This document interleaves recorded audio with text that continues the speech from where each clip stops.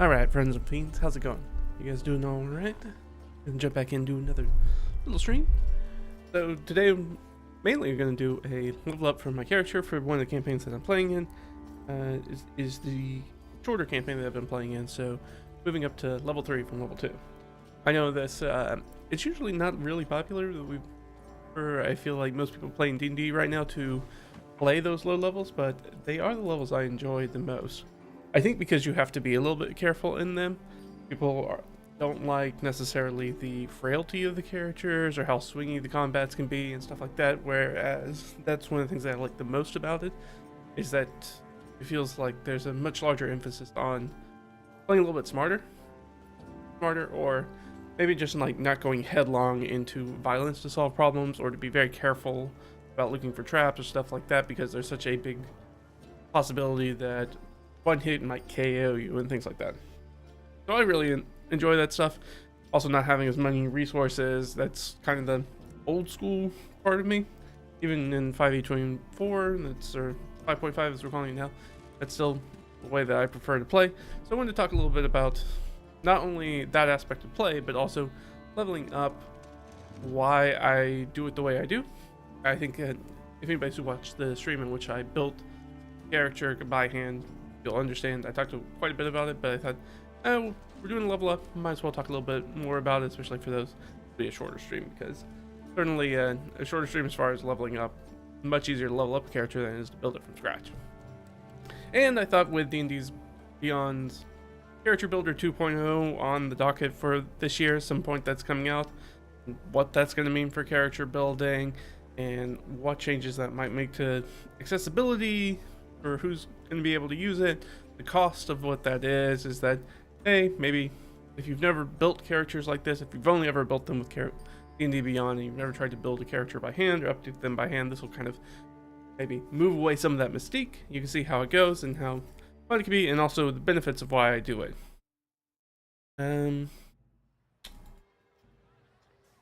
Oh, right. So I don't think this level up should take too long. So after that, we'll do a little bit of, I'll talk a little bit about the game that I ran last night, and a little bit about our session prep, do the little recap, and talk about stuff. But let's go ahead and jump into it. No delay. So yeah, let's throw you guys over. I guess the easiest way to do this, let's just take a look at the character first, I think. Yeah, I guess this one. Right, yeah, that's fine. Alright, and 1 minute, and then we get this pulled up for our window capture. There we go. Alright, so this is Oriole. You can't see the very top for some reason. I pull him down. I know that pulls it up. Interesting. Okay. If I fully pull it away. So, oh, I guess because it's based off of the top. Gotcha. Alright, well, never mind then. We'll just go full screen so I can show you real quick. There you go. So this is Oriole over here on the side. He's level 2 cleric. I already had it down that he was probably going to be light domain because of the way that I was building him, but that was just more a note from me than playing, because I kind of had it down between, do I want to take light domain or do I want to maybe take Tempest domain? Tempest domain would maybe be a little bit closer to the god, the custom god that he's following in this world, which is sort of like the Storm Horse. But I wanted to play a lot into sort of his Sun Elf ancestry, so I think I'm going to take light domain for the level up. But I already talked to my DM for that campaign yesterday, because he's in the group that I ran for, and talked to him about it and be like, can I swap out a few of the domain spells, maybe the abilities once we go further down the line, but I think all the abilities for right now make sense, but some of the domain spells, because I don't think a lot of the light domain spells are a little bit more focused on removing darkness, and that's not really this character's vibe. As we've gone through sessions, been like, that's not really his thing, and so I want to maybe take that opportunity to move out some of those, so that way I can move in some of that Tempest cleric domain stuff, so it gets a little bit more of that Storm Horse kind of feel. It's not just feels like he's a totally different cleric following a god that's not super aligned, even though they are quite aligned. So let's take a look at our character sheet thus far. So level 2-1, good strength, okay dexterity, good constitution, and his best is wisdom. So I built him in a way because we had a paladin in the party, but that paladin, that is the player who left our group, and so he's gone now. And I wanted this character to be able to kind of do a little bit of frontline duty, because our other two characters that we have are a rogue and a bard, and they are particularly squishy. So I thought it'd be nice to have somebody else who can kind of be up on the front lines. So I wanted to give him a little bit of strength, give him some high con, and not worried so much about the dex because he can wear some heavier armor. So under his skills we have animal handling, history, insight, perception, religion. So a little bit, his background by the way is chorister, which is a custom background that I made by kind of combining entertainer. I did this on the stream when I made the character. So I took the entertainer background and I took the acolyte background and kind of mashed them together a little bit. Make somebody who is like, oh, this is somebody who lived at a cloister, and their background is chorister is kind of the leader of the forest, or he's actually from a priory, not a monastery. That's it, and other stuff. So obviously he doesn't have all of these. Sorry, this is just for me to remember that, like, hey, when I get a healing potions, I can mark them while I'm playing. Hit dice. He uses a war pick, and he's got some spells down here in the middle, and over here it looks like the stuff on the right first. So he gets the heroic inspiration that he can grant to targets. It's a really cool one. He gets that divine spark, which is something all clerics get. Turn undead. Same thing down here is that this is for me to mark supplies off when he uses them, because I like to do that, even though we're not playing in a game in which resource management is a huge part of. I like that aspect of the game, so I always try to do it with my characters. Like in my other campaign where I have a ranger, he keeps track of the arrows he shoots. DM doesn't care. I care. That's the thing that I do, and it also pushes me to play a little bit differently when I know that's not a gun that never runs out of bullets.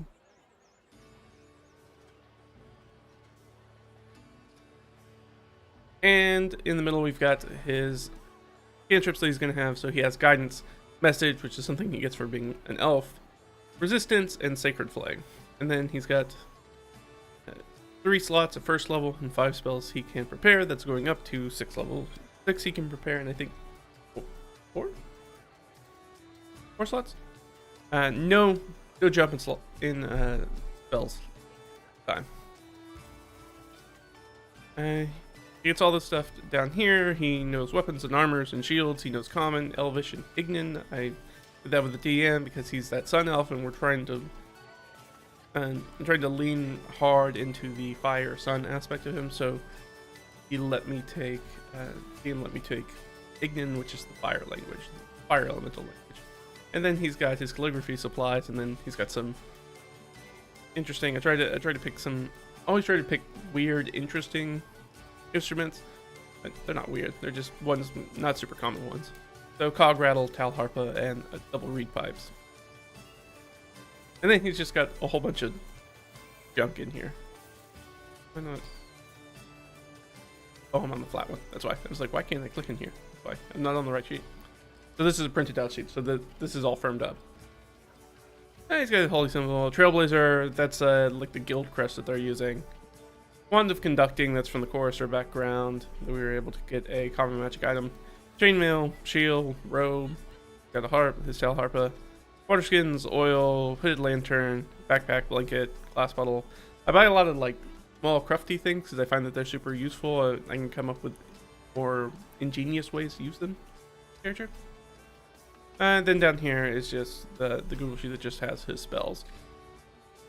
And the only ones that I wrote out are the ones that I think that he will use most of the time, and then any of the other ones I can put up like on my phone or something if I really need to know the specifics of, say, ward away. Be like, okay, let me go look that up real quick. Because I don't want to write down everything, because of course a cleric is a prepared caster, which means they have access to all the spells, all cleric spells. So I don't want to write down all the cleric spells in existence. So I just focus on the ones that I'm most likely to use and put those down in my own kind of shorthand. Like with guidance, you know, oh, it's a touch spell. There's verbal and somatic components. got concentration, lasts for a minute, and the target gets to add 1d4 to an ability check.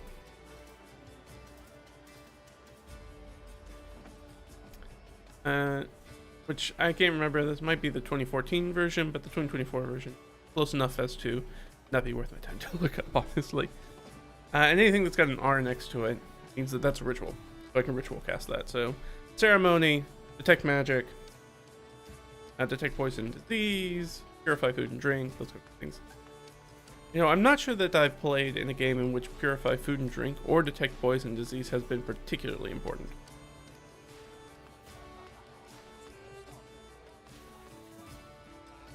I've been in campaigns where we've used it before. It's not that it's been such a like make or break spell.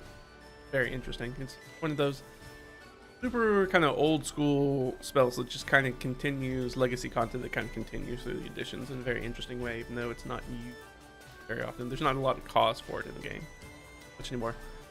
But that's Oriole, so we're gonna level him up. Let's get into it.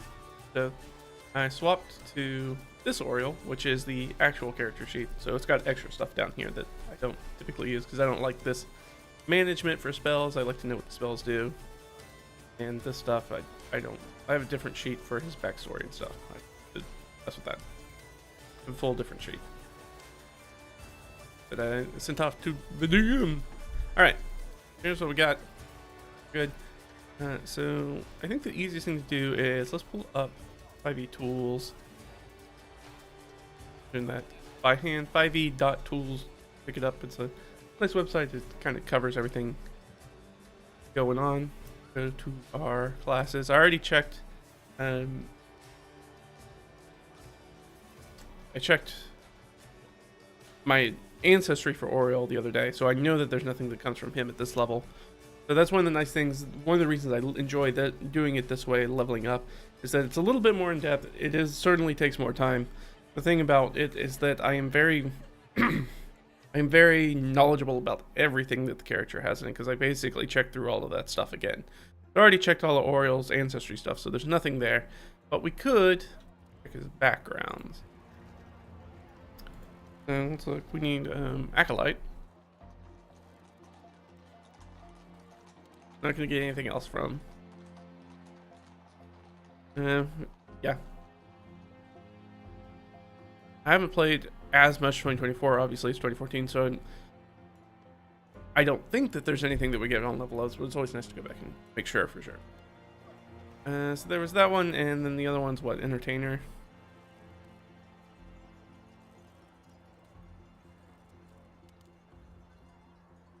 Yeah. So, nothing else there. Alright, so between the backgrounds, nothing. I know there's nothing from the ancestry, but that means that all our level up stuff is primarily going to be class based, which is makes sense because this is third level is a big level for level ups. It is the level up where we choose our subclass. Let's go to cleric. So you look across, our proficiency bonus doesn't change. We are going to get the subclass, same number of channel divinities, same number of cantrips as before, one more prepared spell, and we can go over here. Use it for 5 to 6. Oh, we do get second level spells. I don't know why I was thinking we didn't. That's fine. Alright, so we go down here, and then we'll go do those. We get one more prepared spell, which will probably be a second level spell. But I might swap out some of the ones that are my go-to ones that I have prepared based off of that. So I might drop something from level 1 that I didn't use and maybe pick up a second level spell. Or look for something that maybe gives me a little bit more utility to be cast at the first or second level. Like a healing word, or those kinds of things. Let's see. I said that let's look at Tempest first. So Tempest is Legacy, that's 2014 content. So I recognize that this is relatively small for you guys. Let's zoom in a level 2. Tempest Domain. Yeah. Thunder Gods. We're familiar with that. So they get Fog Cloud and Thunder Wave as first level spell. Okay.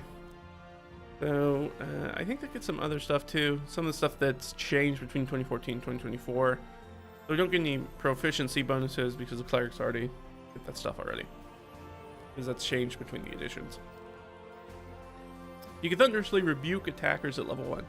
A creature within 5 feet of you can hit you with an attack. You can use a reaction, dexterity saving throw. They take 2d8 lightning or thunder damage, your choice, on a failed saving throw, and half as much on a successful one. Use a number of times equal to your wisdom modifier. So that's really nice, especially playing a character that's going to be in melee a lot. That would have been a really nice thing to pick up. Tempest Cleric does go really well up there. Not quite as good as War Cleric or Domain, but does do a pretty good job about being in the melee scrap. So having things like that does help. You also get a Channel Divinity to wield the Storm, Fury. When you roll lightning or thunder damage, you can use your Channel Divinity to deal maximum damage instead of rolling. This is one of the reasons why I didn't pick it, because I'm not going to have that many spells that do lightning or thunder damage, because almost all of those for a cleric comes from the domain spells. And only some of these domain spells do that. Like Sleet Storm doesn't do that damage. Ice Storm doesn't do that damage. Control Water doesn't do that damage. Insect Plague doesn't do that damage. Fog Cloud doesn't do damage. Gust of Wind doesn't do damage. Thunder Wave does thunder damage. Shatter does thunder damage. Call Lightning obviously does lightning damage. Destructive Wave I think is water damage, right? No, it is thunder damage. And Radiant Necrotic. Interesting. But it does both. So you only have a few spells in your repertoire that would actually help with that. Now, if I was building Oriel as a different character, I would have built him and maybe picked up like I was gonna say Lightning Lure, but probably not Lightning Lure, but used his ancestry ability to pick up a cantrip and pick up something that probably did lightning or thunder damage. That would give them the ability to, on a cantrip, be able to do like max damage with those, which is very, very strong. That could do. Now it's hard to bust that out for Channel Divinity. Maybe not worth it for a cantrip's damage. But remember, as we go up in levels, those cantrip damage will go up, and then anytime that I crit on that, I would for sure be using the Channel Divinity, because we're going to double those dice, and then all those dice would be maximized. So that would have been really nice. But yeah, this didn't speak to me as much. And this is the only thing, this is really the only thing that happens at 3rd level, because we're going to get this. Go back up here and grab more than one at the same time. Let's get light. Yeah. Light domain. Bring light to banish darkness. So I was leaning more about into the bringing blazing fire is kind of the idea for this cleric. A little bit less about the revelation aspect, about banishing darkness. That's not as strong a thread for this character. So he's not necessarily on the truth side. He is on the vigilance side. And certainly as a wisdom-based character, he has some quite good insight and renewal. And he's much more of a like cleansing fire and brimstone kind of cleric, rather than one who's trying to suss out truth. Like, he's okay with that because insight's a wisdom-based skill, and he'll always have good wisdom. He's a cleric, their primary thing. And then we have the spells down here, which I think are a much stronger list of spells, honestly. Because you're going to pick up Burning Hands, Fairy Fire, Scorching Ray, Sea Invisibility, Daylight, Fireball, Arcane Eye, Wall of Fire, Flame Strike, and Scrying. So the only thing that's bad about this is that there are quite a few that really tap into that Banished Darkness thing. Like Fairy Fire is about seeing invisible creatures, Sea Invisibilities about seeing invisible creatures. So those don't make as much sense. With maybe Arcane Eye and Scrying also being things that I would probably look to be replacing. And so, again, the DM already kind of signed off on me to be able to be like, yes, you can swap out things. So we're going to be swapping out Fairy Fire and Sea Invisibility, which there's only 2 choices, I guess, from the other list at that level, right? No, I guess we can get everything up to here. So, all right. So I was right. So I think that we're gonna take Shatter for sure.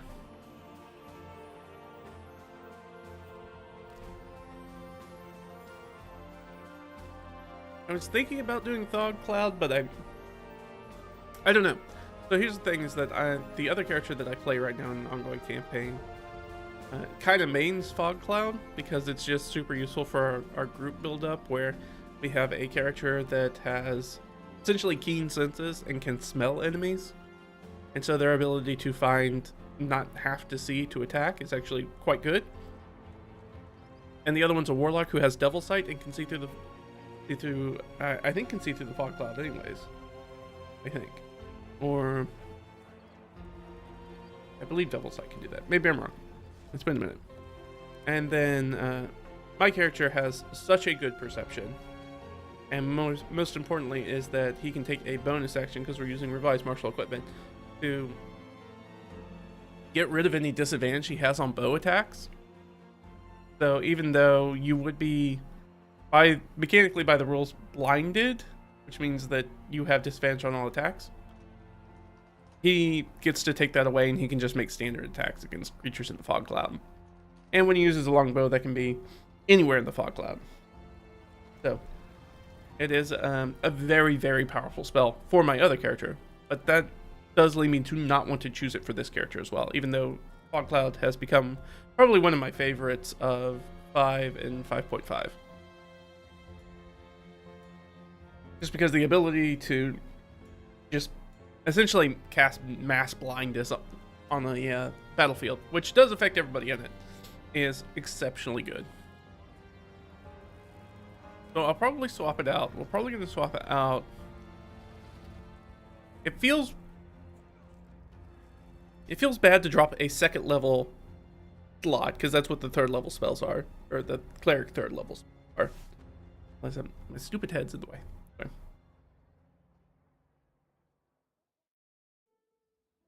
It feels bad to drop something like See Invisibility for a 1st level spell.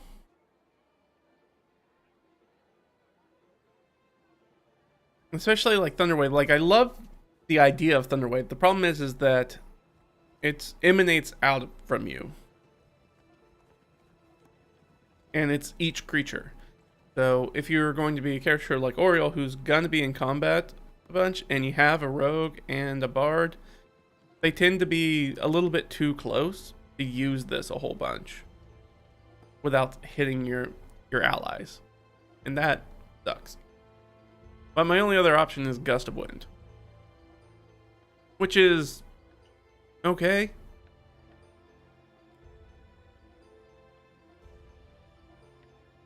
So any creature in the line must spend 2 feet of movement, so you basically make it difficult terrain. You blow them 15 feet away if they don't survive on a strength throw, which is another problem with Gust of Wind, is most monsters have really good strength throws. Most. And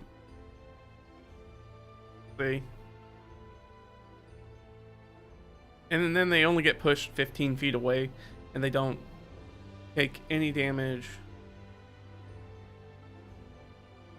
Any creature in the line must spend... They basically creates it as difficult terrain. It disperses gas or vapor, and extinguishes candles and similar unprotected flames. Causes protected flames such as those in lanterns to dance wildly, and has a 50% chance to extinguish them. That's a weird update for the 2024 rules. Now that that's a very old school thing to be like, oh, and now there's a percentile chance that they go out.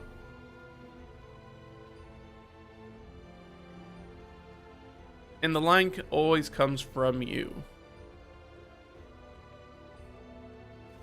So you can't just kind of set it and forget it. So Gust of Wind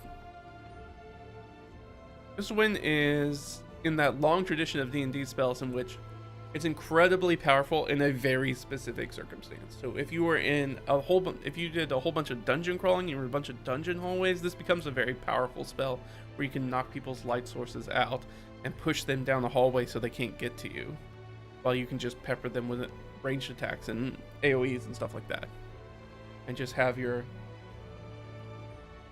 maybe give your fighter a break or something like that. Like, it's a really good control spell if you're in literally a 10-foot wide corridor. Outside of that, not as useful. Really can't do anything against flying creatures because it's only a 10 by 10 kind of square. So, I mean, like, you can point it up at a diagonal, but the flying creature's just gonna go around it on their turn. So it really needs the constraints of, like, walls or something to hold them in there. So it's really difficult to see how would I use it. And so I don't necessarily like that. But it also feels bad to, like, give it up for a Thunder Wave, which, again, I said also is really problematic. So, I mean, I'm definitely taking Shatter. But I don't really want to take Fog Cloud. And I don't think this group is not like my other group. So if I throw Fog Cloud down, they just can't see stuff. Which is also not great. So I might end up keeping one of those other spells. Even though I don't really want to.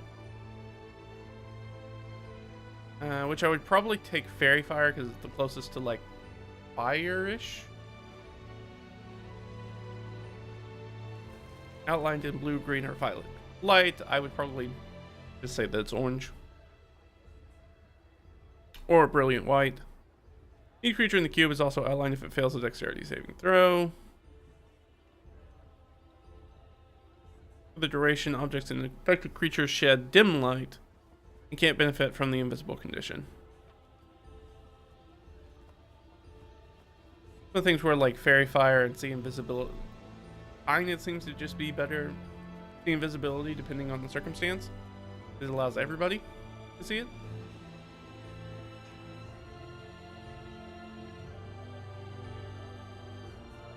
So See Invisibility does allow you to pierce the ethereal plane. So any like ghosts or incorporeals that phase between that, or anybody who uses, like, blink, you can still see them,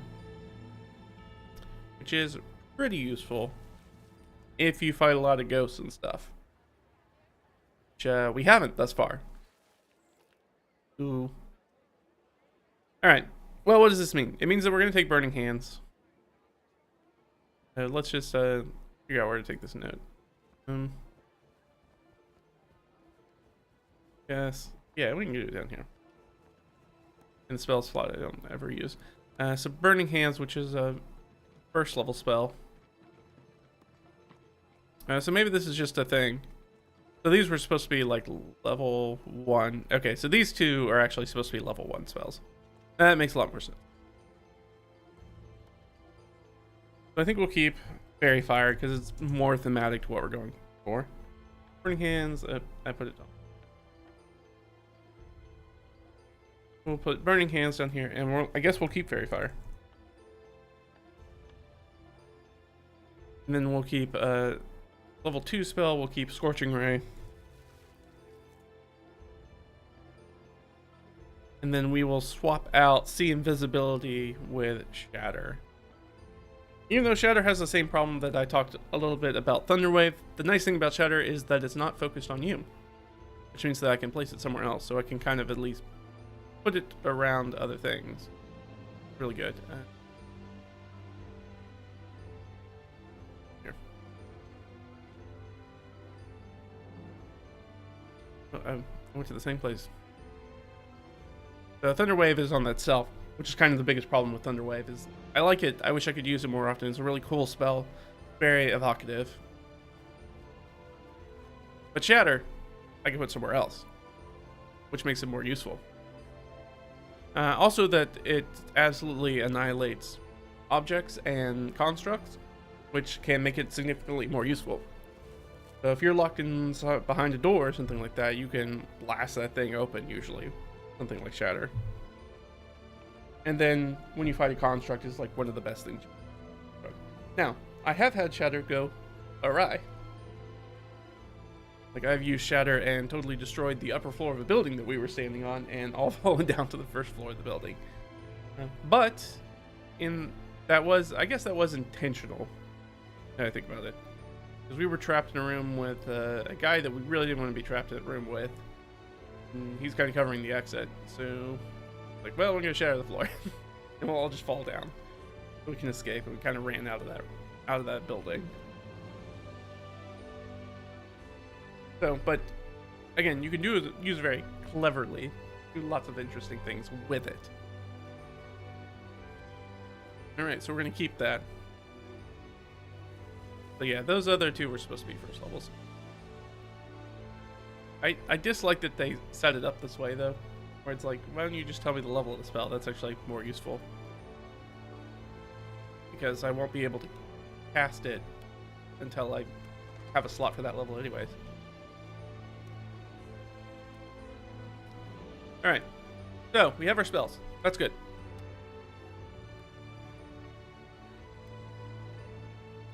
Go back up here. Oh, I should do hit points before I get too down the weeds. So I'm just gonna take I've been taking the take 5, just like take the half over. I've had too many bad experiences where, too many. I've had one very, very bad experience very, very early. It in fact might have been while DnD 2014 was still in its playtest stage, where I played a fighter and on 2 level ups, back-to-back level ups, I rolled a 1 and a 2 for hit points, which means he was like a level 3 fighter, like that many hit points, like 17 hit points. Sorry, I should be pointing that way. 17 hit points, which is not going to go well. That's not enough hit points. So now I mostly take half, unless we have a different kind of rolling. Like in my other game, it's like, oh well, if you roll, I think a 1, he lets you reroll it. So I'm like, okay, well that at least, or no, we have to do better than our con modifier, I think. So we can reroll until we get higher than our con modifier, which I like. And like, if you decided that you wanted to invest in having hit points by having a Constitution modifier like +2, like Oriel has, be like, oh, well, I rerolls 1s and 2s.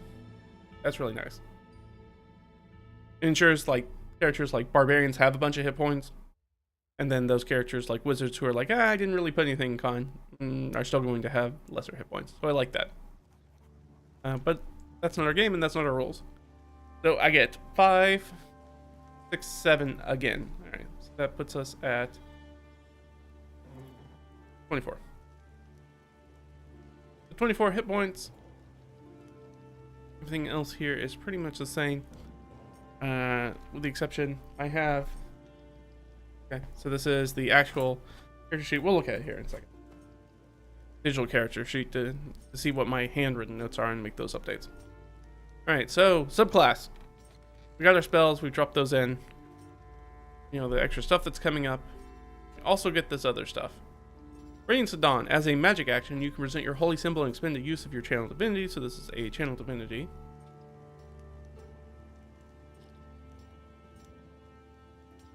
Put it in here.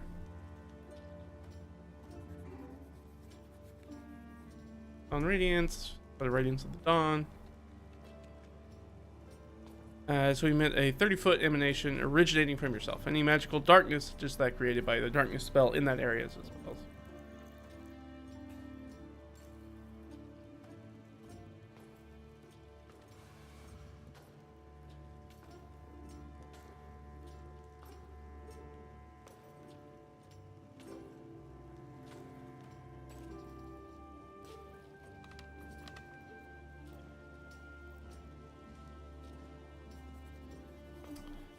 And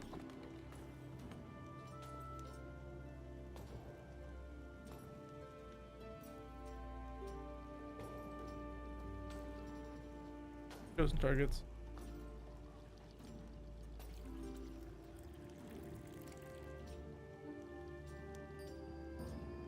And they take 2d10 plus level. Okay. Radiant.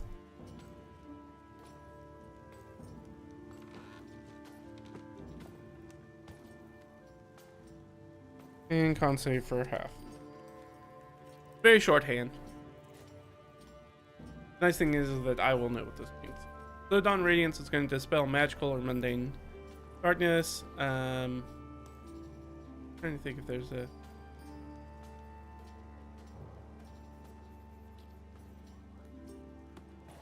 way to say mundane. normal, but that's pretty much the same length. I mean, I guess technically it's a little bit shorter.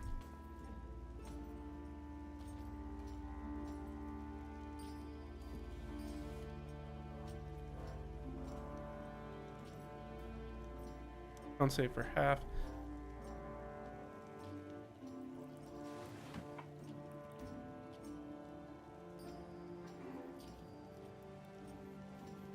So this is good. Again, this would be one of the things that I would look at potentially replacing.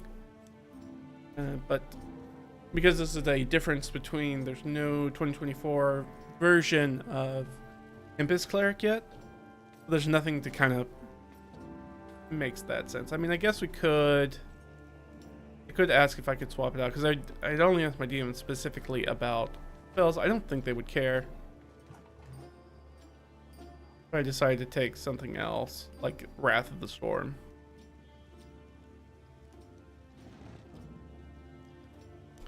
I don't think they'd care if I take that, but it is not a channel divinity thing. So it'd have to be this one, which again doesn't make a lot of sense. I mean, I could ask them if I could take essentially Destructive Wrath and use it for radiant and fire damage, maybe? That might be a little OP, though. Especially because at level 5, we're going to pick up Fireball. So being able to max out Fireball damage is really, really powerful. Which would be the sort of spell that we would be looking at maxing the damage on. But it is very, very evocative. Like, it does fit the character very well to just be like, he's a big old fire boy, big old firebug. So it would make sense. I don't know. This will be one we'll have to ask about. So I'll make a note, and I'll hit them up on Discord when I'm telling them about the stuff down here. So I'll make a note down here. Swap out Channel Divinity, Experience of the Dawn, or Tempest Wrath.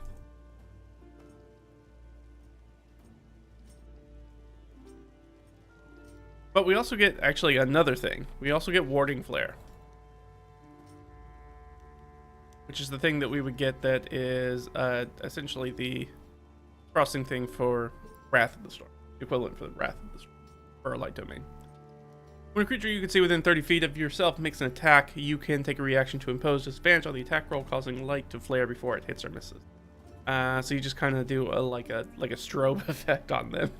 You go, bam! Don't hit me. This is a really good one because it's very similar to kind of the Grave Clerics or Silvery Barbs ability to be like, just take away crits. This is a take away crits ability, which I enjoy, especially now that he's going to be the, at least for right now, pseudo tank defender of the party, because we lost our paladin with his heavy armor. So the cleric's going to have to stand up a little bit in the front line, affect the rogue and bard, who are pretty squishy and don't have a lot of armor. As it goes, no hit points, no armor. They can deal damage though and do social encounters really well. And the bard's got good control stuff for the battlefield. I'm not saying that the bard can't be useful. Combat, that's not true. So we'll take this. This is a nice one. So he'll probably be using most of this on himself, or to stop crits on somebody else. That's the nice thing, is that it gets 30 feet, so I can use it. But it is a little bit similar to the Defender Fighter, which is not as good as the Intercepting Fighter. That fighting style. It's one of the fighting styles. Sorry, one of the fighting styles gives you the ability to impose disadvantage like this by using your shield. Maybe this is the shield fighter thing.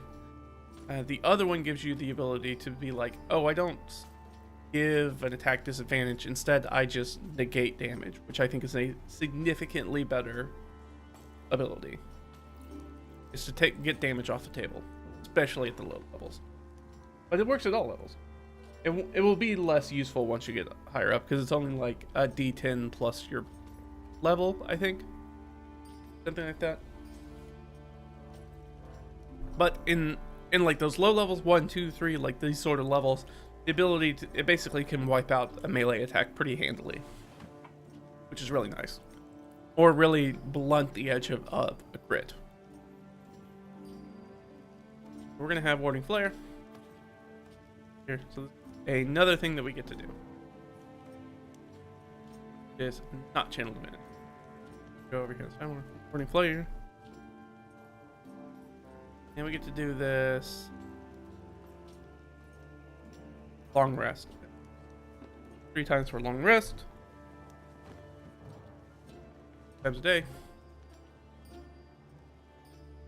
That's a reaction, so I'll put a little R right there.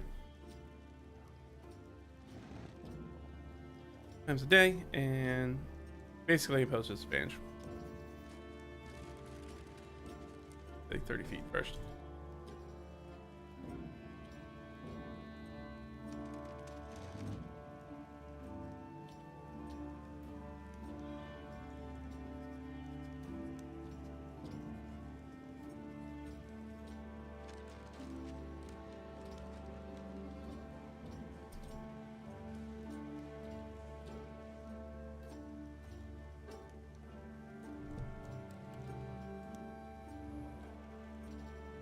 And I'll just say UC. So, super powerful one, which is nice.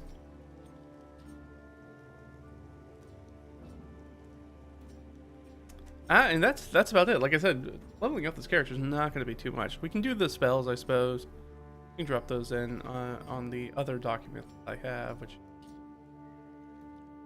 we'll do that, and then we'll check the things that are on my character sheet to see if there's anything that I've handwritten on that we want to hard code into here. Otherwise, we're going to be pretty much done. So, we're picking up a few extra spells, so we're going to be picking up Burning Hands, Fairy Fire. Both which are first level. Both which are really good. I might replace that with Shield of Faith. Don't think that I'll probably use Fairy Fire very often, unless we know specifically we're going in there to fight something that's probably invisible. That's one of those. It's like, it's always good to have, but it's better to have when you know. Not super useful to have prepped all the time. Until we have some more prep slots. We could probably keep it around. Right now, so we're gonna go Burning Hands.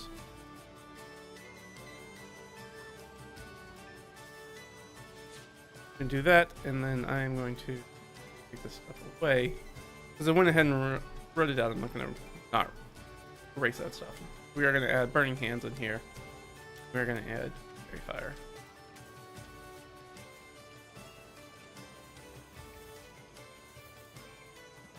Fairy Fire, I feel like, is a spell that comes up often enough that I'll probably be able to, if I need it. I had a sorcerer who used Fairy Fire quite often. And then for our second level, get some second level spells too. Oh, that's right, we get second levels.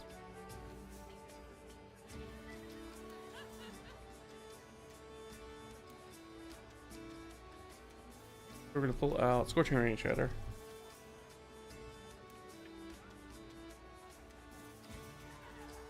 Anything else that we want to pull out of here? Bless is really good. Command's okay. I've used it a little bit, but if we dropped command, I'd be okay with it too. Bless and Healing Word. I'm going to do most of the heavy lifting right now. Now, eventually, we'll probably get rid of Bless. But in these low levels, being able to add a D4 to everybody's, especially now, 3 targets, so that's the entire party. Now it's more useful because there's nobody left out of it. So that our 4th has left. So at least for our group right now, Bless becomes incredibly useful because you can bless everybody in it. The only problem with Bless is that it's a concentration spell, and if I'm spending more time in the front line, more likely the Oriole's going to get popped on the head and lose its concentration. So it makes Bless not, and made it both more useful and less useful at the same time. We'll see. I think I'll probably keep it for now and see how play goes, because it's just really nice to have be able to give your rogue who's going to get sneak attack that extra d4 to attacks, just to make sure that they always hit with that backstab damage.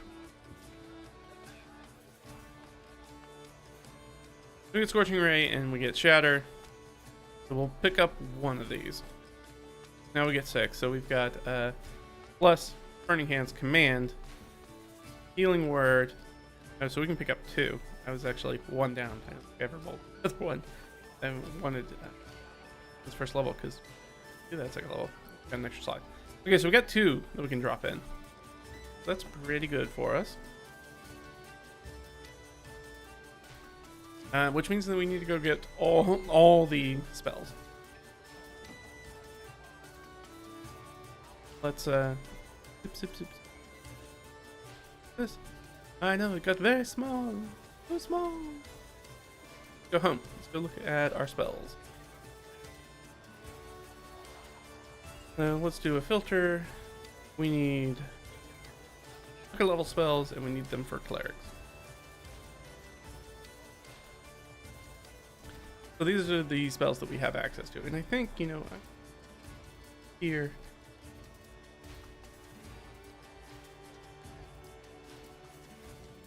Now this will let me up a little. Maybe I'll. There we go. Aid's pretty good for low levels. You can give him some more hit points. It's only 5 though. Aid's what I consider to be like a really great 3rd level spell. When you're at 3rd level, Aid's a good spell. Once you hit 4th level, at some point, and especially once you hit 5th level and above, the ability to only have 5 extra hit points, like, it's great, but I could be using that level 2 slot probably for something more useful. Or just save it for a healing spell. So, but these are the spells that we have. So we have Aid, Augury,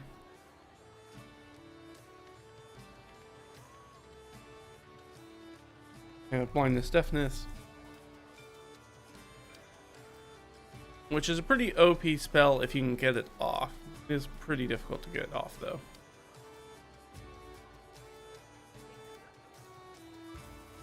Yeah. I like more a fan of the Pathfinder version, where it's just like, this becomes a huge detriment. This one is using a level 2 spell to maybe make a creature have disadvantage on attacks for like a round potentially. I'm like, there are cantrips that do that. We don't need to use a 2nd level spell for that, because it's only 1 target. The revised version's not super great.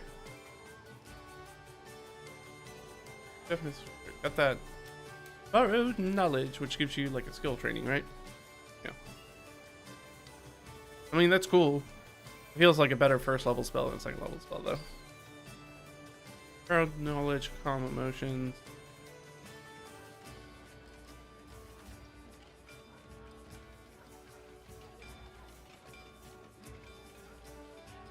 Calm emotions is one of my favorites because I have totally screwed up an entire encounter using it before. Again, playing Pathfinder, but the spells are very similar. Getting attacked by a huge ogre and then being like, nope, calm. Like a solo encounter, being like, calm emotions, that guy. Great. A 2nd ogre comes up. This is me.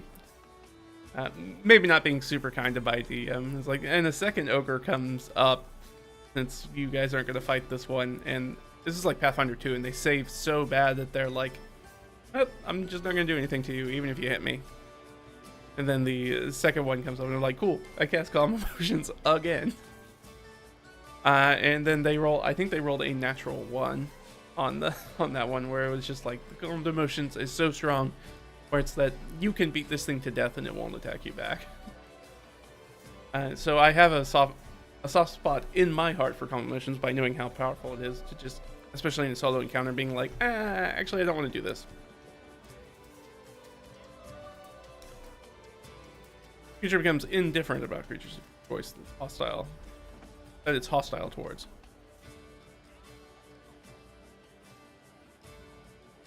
Though it's nice, not as powerful here. Continual flame. And Arian's helpful homunculi.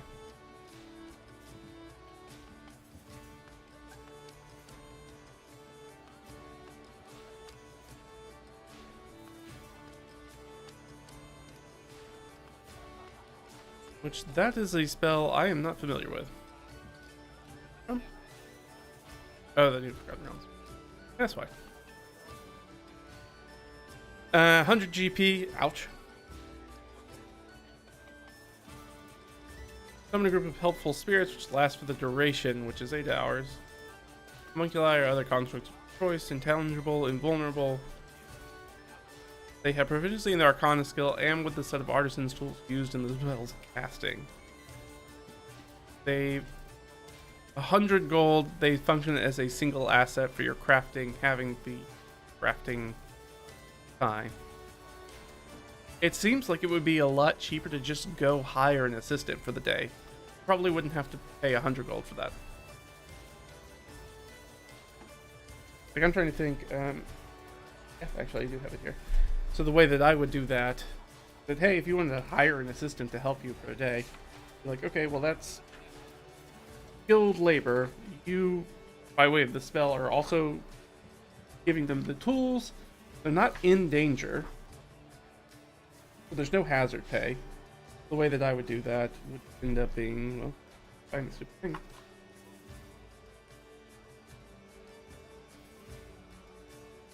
So I would consider that skilled labor, not expert labor, which is at 2 gold a day.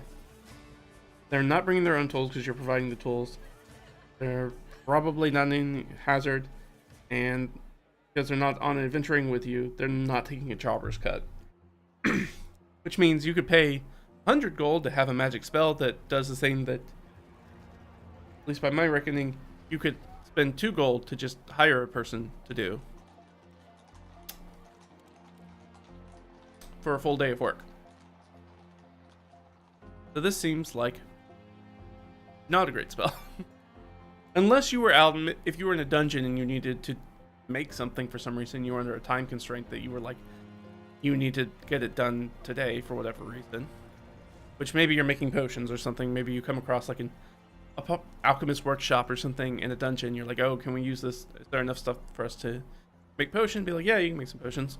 And if you were gonna have the time, be like, well, I could use 100 gold, and that sucks. But we could get 2 potions of healing in the same time instead of 1. But if I knew that beforehand and I still wanted to take the skilled labor person with me at their 2 gold a day, double that because I'd probably have them bring their own private kit, so that's 4 gold a day. Double that again because they're going into a dungeon, that's 8 gold a day, and then they would get a 10% cut of whatever we ended up finding in there. So potentially more expensive, but also I don't have to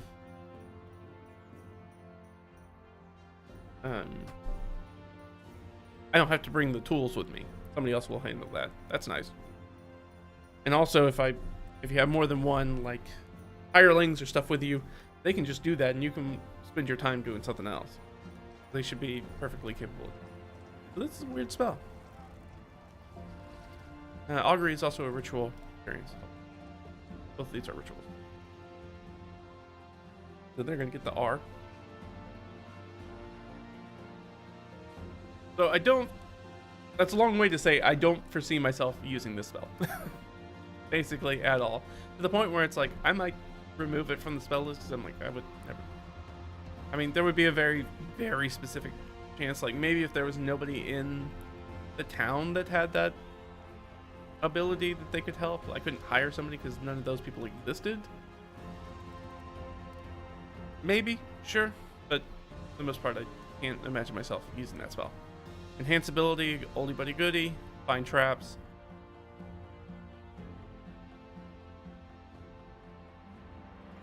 enhance ability, because I think enhance ability also gives you hit points, but maybe it's temporary hit points.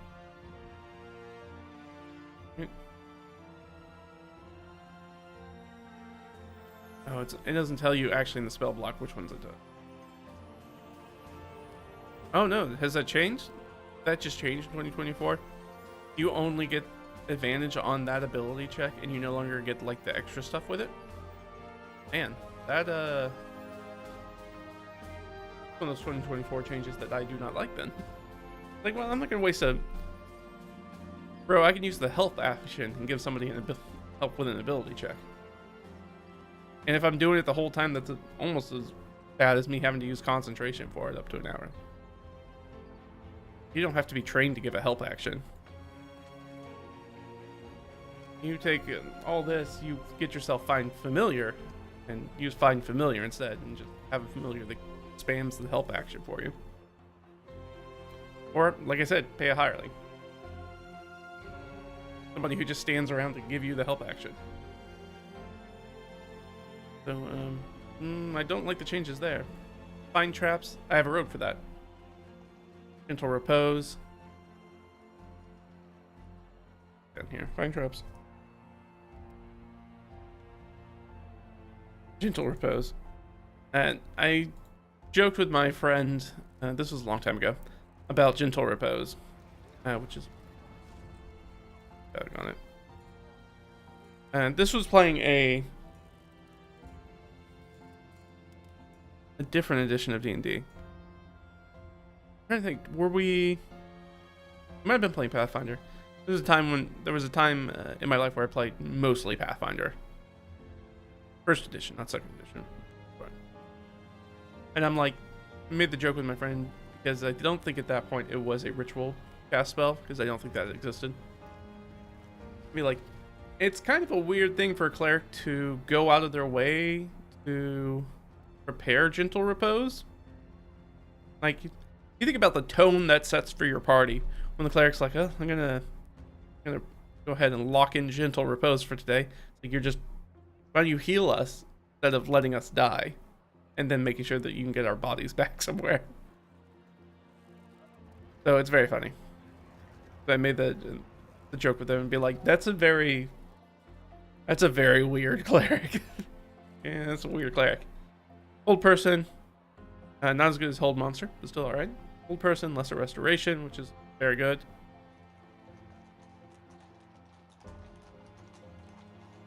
Not as good as greater restoration.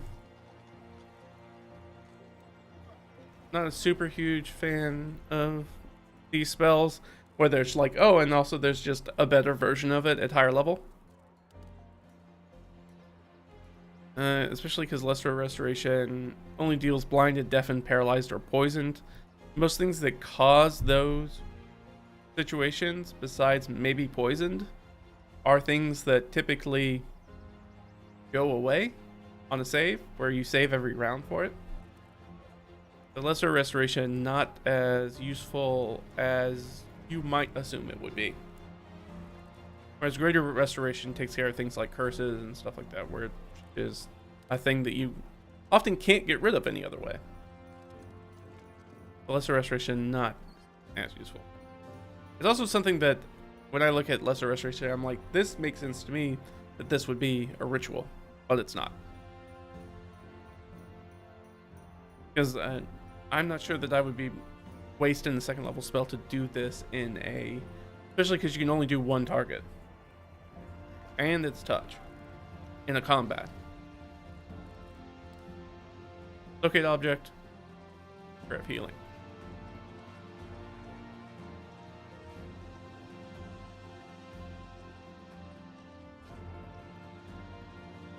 Again, locate object also seems like a thing that would make sense for it to be a ritual, but it's not. Protection from poison.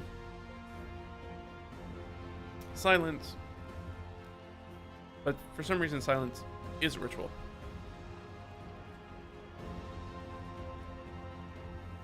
Protection from poison.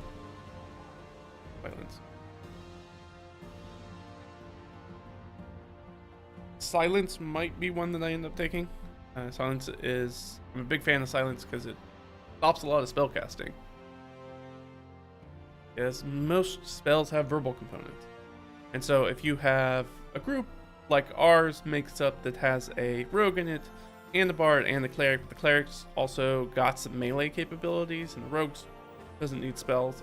So it's really the bard's the only one who potentially needs to worry about being in there. And I think some of the bard spells, actually most of the bard spells probably have verbal components. They just have to stand outside of the silence, which the bard shouldn't be in the middle of the scrap anyways. Spiritual weapon, goated. How much did they change for 2024?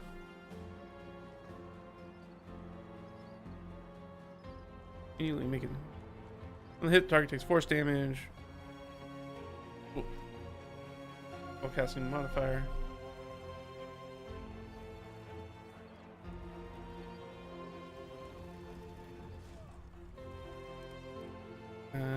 Yeah. No, I don't think they changed. Oh, I think the only thing they changed is its concentration now, right? It didn't used to be concentration. And that does blow. That is a big change that they made in 2024, is they made a lot of spells that weren't, especially cleric spells, that weren't previously concentration spells, because they were able to get rid of, you had this, and then the spirit wardens, spirit guardians, there we go.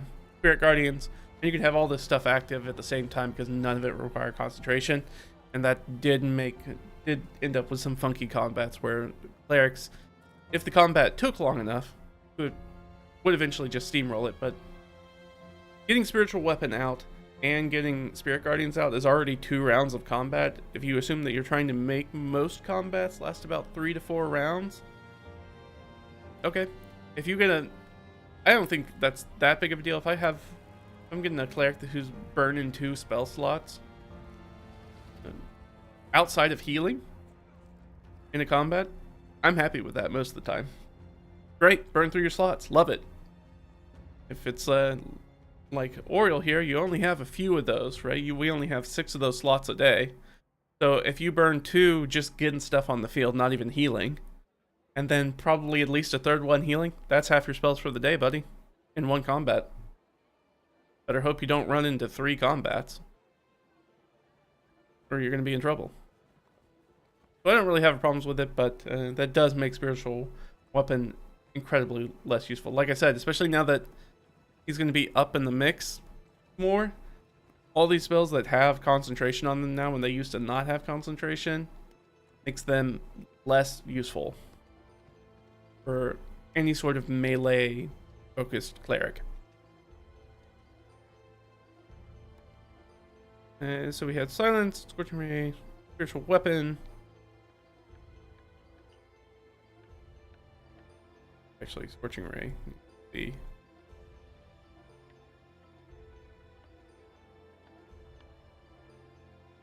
right.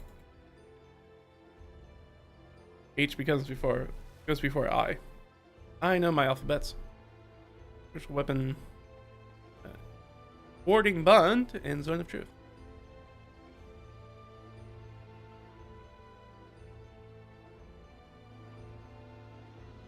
Is warding bond the one where you give over hit points? Or you take damage? It gives +1 AC saving throws and has resistance to all damage. Each time it takes damage, you take the same amount of damage. So you're just splitting it between characters. It's weird that you give it resistance. It seems like a very convoluted way to be like, oh, and then anytime that character takes damage, you'll take half that damage. I guess so. I guess they were trying to avoid min-maxing where it'd be like, oh, you cast warding bond, which doesn't have concentration on it for some reason. And it's also an hour long, which feels like it should be a minute long spell. But you do that and you cast it, and then somebody else could cast resistance on that creature, and that would make this situation a little bit more OP, because now you're taking half of half damage, which is really good. But you had to blow 2 spells to do that, and I think resistance is on our spell list, right? That's one we needed, so we can. No, I guess I could just search for it. That might be faster.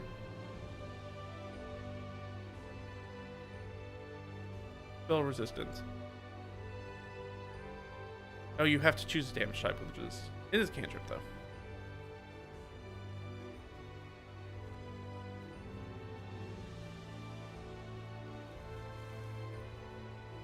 Resistance is applied only once to an instant damage. Oh, right. So if you were resistant to multiple types of damage and you took multiple types of damage, it doesn't work like that. Gotcha. I think that's what that's trying to say. Ring of Resistance. Yeah. So it is a little OP that it just gives you just full-blown resistance. That is nice. So yeah, I'm not really sure why they did that then.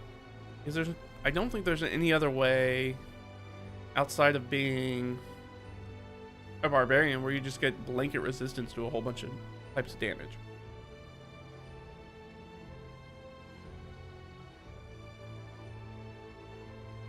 So probably this was meant so it doesn't stack. They had to use the resistance keyword so it doesn't stack with Barbarian's Rage.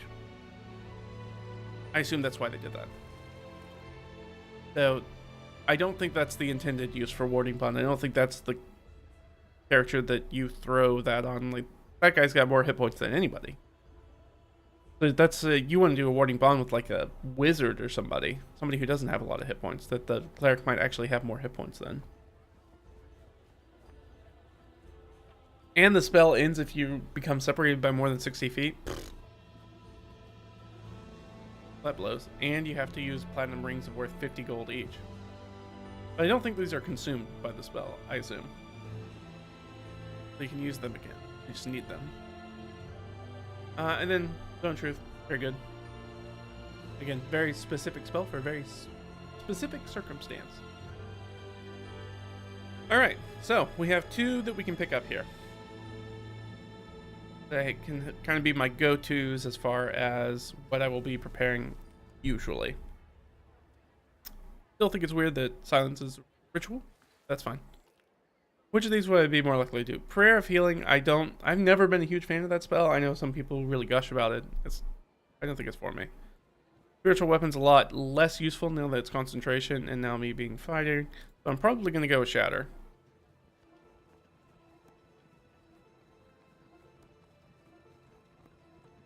And in another lifetime, or in a different, if this was 2023, I'd probably be picking up Enhance Ability because it's so useful. But less useful now. Hold Person's okay. We have been finding quite a few people.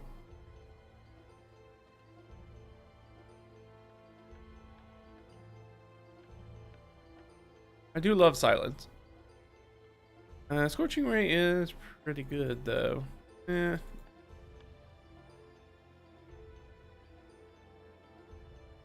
Normally I'd say something like Calm Emotions, but this character Calm Emotions is really fit for. He is not a particularly calm guy in general.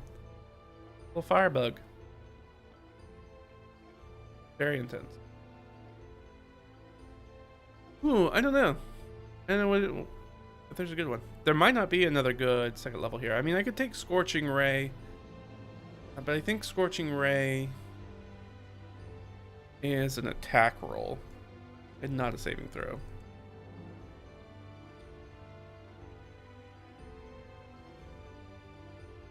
You need to make a ranged spell attack, which I would have disadvantage on if I was in melee a lot.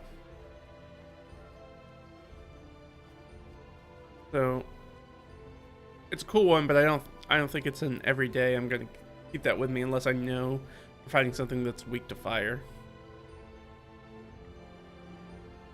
Wouldn't really be my everyday kind of prep one. So Shatter's a good one. It's just useful. Whether you're trying to get into a place or you need to destroy a wall or you fight a construct. So probably not Calm Emotions. Aids, okay. I don't love it. Maybe we pick another thing from level 1 then. Maybe Shatter's the only thing we pull with it. We're not... Wait, are your cleric spells always prepared? Or your domain spells always prepared? I can't remember. we don't need to be here anymore. We can go back to there. I can't remember if you're. I think they're. You always have the listed spells prepared. Right. Okay. So I was not wrong there. Okay. Perfect. The Burning Hands will always be prepared, as well as Fairy Fire. So those are always prepared, and they do not count against us. So we have Bless, we have Command, we have Healing Word. So actually we get 3 more, because Shatter and Scorching Ray are always going to be prepared. So technically we need 3. Guiding Bolt's pretty good, I think. They have changed it. That's the problem, is like there's so many minute changes between the 2014 and 2024 editions of D&D that I feel like I always need to look at the spells, because they've always, so many spells have such a small little tweak on them that's often very important. What the heck was I gonna look up?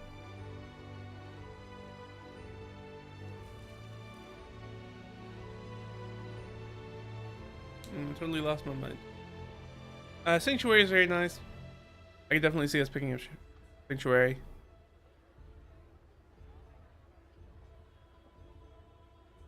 I like Inflict Wounds, but that's more of a necrotic thing, and that doesn't really make sense for this character.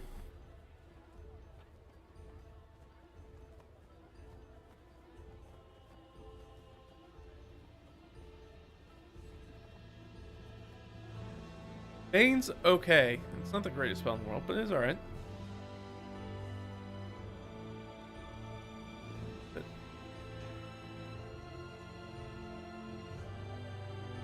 Protection from Evil Good, which I think is also now a concentration. Or maybe it was already.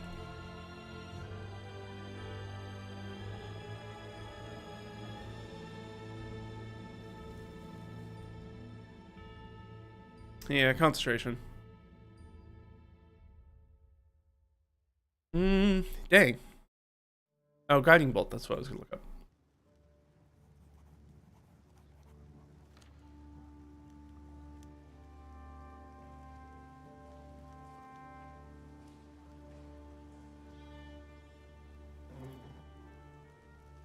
I mean, Guiding Bolt is just a straightforward, like, this is a good spell.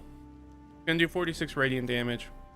Gives the next attack roll against that creature advantage. It's a real good solo boss spell. So maybe I'll pick up Guiding Bolt. It also is kind of Lightning Bolt adjacent, so I like that.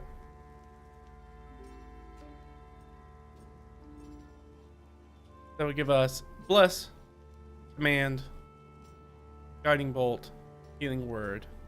4. You can pick up 2 down here. 1 and 2.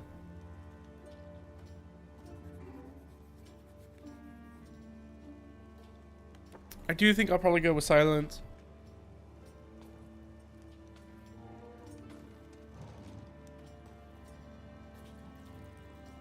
And a Continual Flame, which I don't think is good enough for me to feel like this is the thing I'll take with me all the time.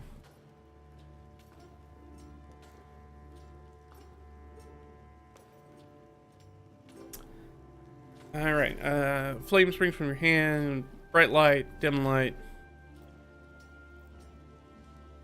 Oh, no. This was a different spell that I was thinking it was.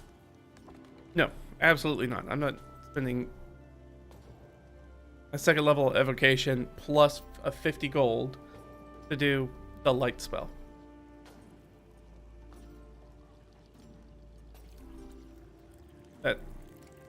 That's a waste of everything.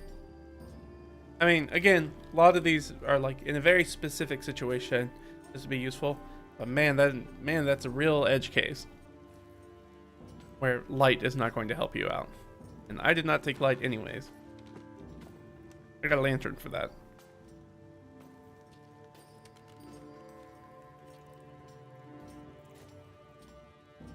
I mean, whole person's pretty good.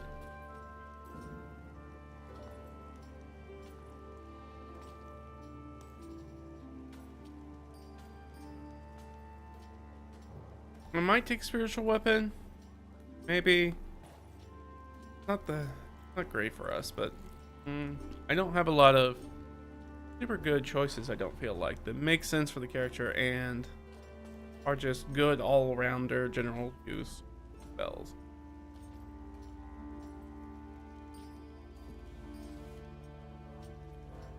You know what? I'll probably pick up Sanctuary. Sanctuary, which I believe is also concentration. Well, no, Sanctuary is not. Nice. That makes it more useful.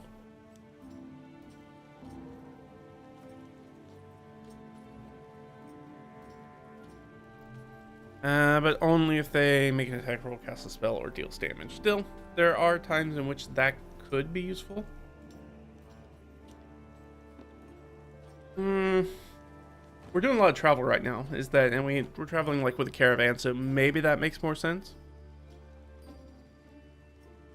But you know what? I changed my mind. I'm gonna do spiritual weapon because we lost a PC, so being able to get some more damage on the board might just be useful for us.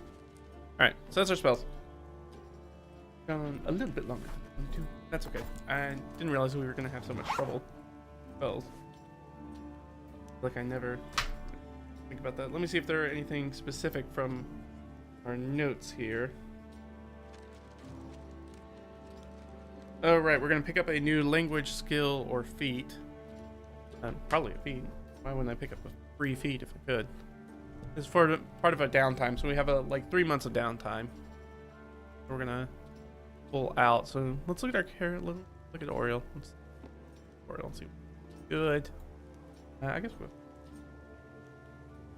go away because I think we'll also want to look at maybe some feats.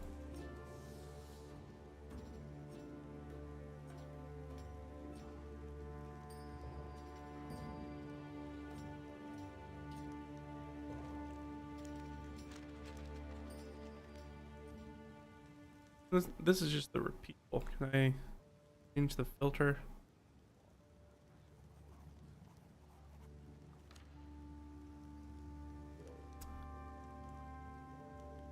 I mean, picking up blind fighting would be pretty dope. Oh wait, no. I can get a fighting style, right? Isn't there a feat that allows me to get a fighting style?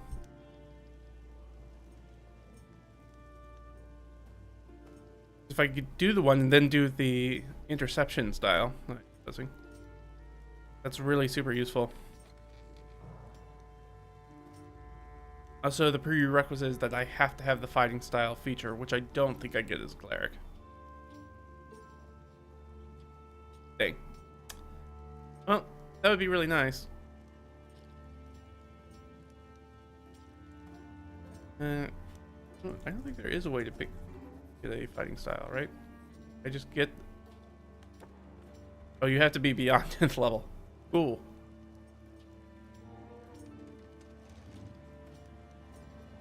You have to be beyond 10th level. That sucks. That sucks a lot.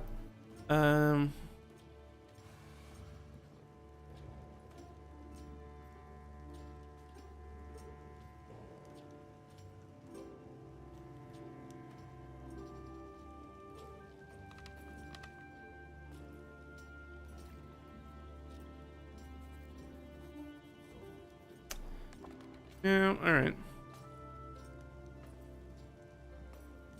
I see a feat list that's not only just that. I want the full... actually, you know what?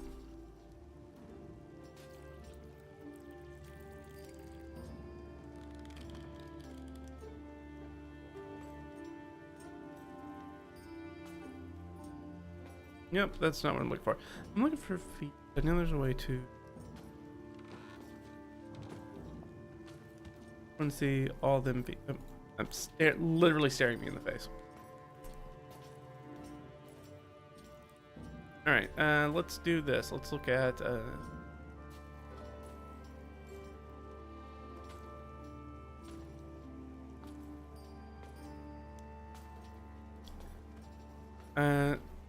These are all the prerequisite.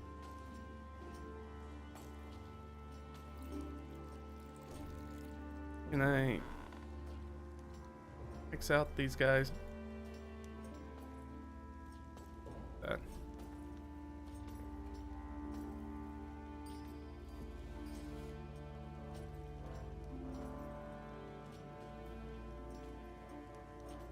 Okay. Let's see. Ooh, let's do some filters. We can do some racial filters. Well, sorry, ancestry. Well.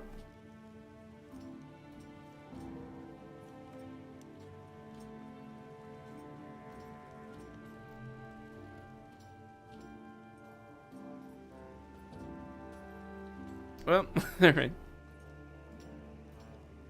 We do have some elf stuff we can pick up. You know, these are like very specific.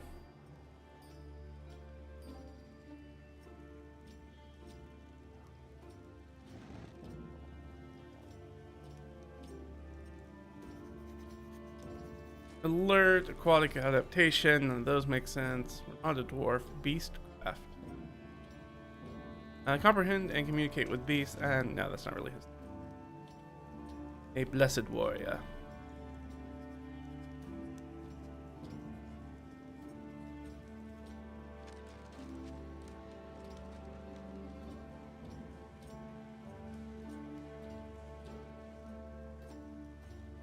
Oh, okay, you have to have so much fighting style. Bloodhound.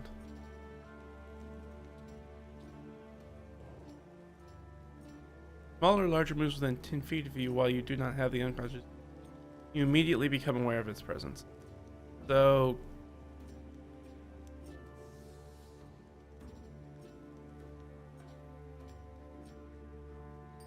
essentially, you get blind sight and keen senses.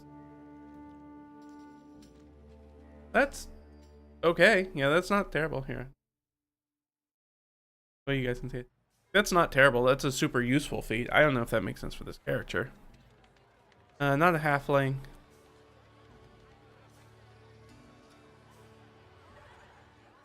Lord of the Rings roleplay. Okay. Well, we're not doing that. Careful, crafter. I mean, I do have some crafting. It's calligraphy supplies, though. Child of the Sun.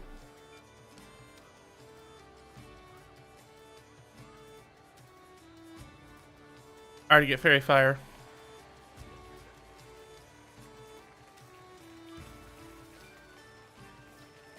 Taking damage can't break your concentration. Well,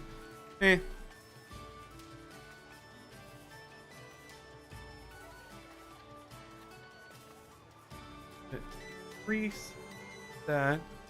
Yeah, being able to increase our wisdom by 1 is pretty cool. Not super helpful for us right now. We could get an extra point of intelligence. Okay, I suppose.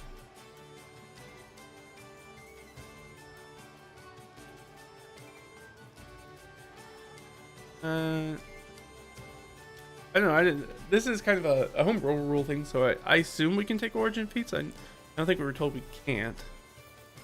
Charming presence when you take an influence action. Advantage on checks.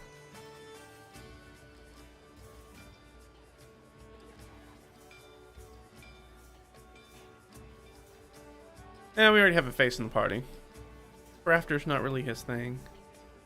He's not a Cult of the Dragon initiate for sure.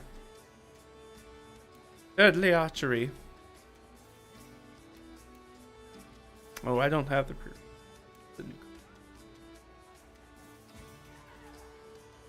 increased dexterity score by 1. Give yourself advantage on your next ranged weapon thing. Oh, that's not going to come up very often anyways. Deathbound.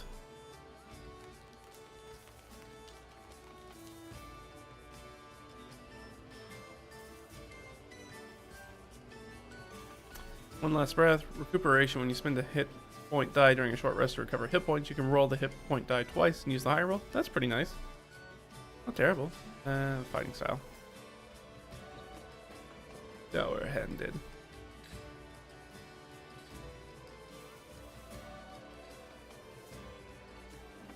Strength score goes up by 1, plus 1 bonus to weapon damages being strength.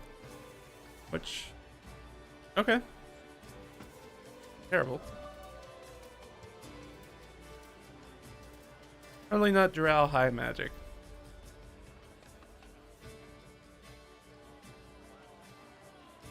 No, not gonna, doesn't make sense.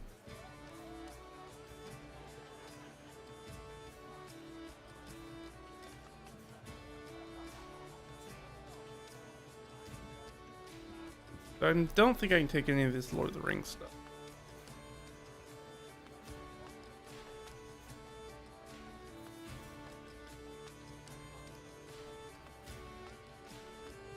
I don't think I want to do Eldritch Adept. I really don't need any more spells. Invocations are pretty nice.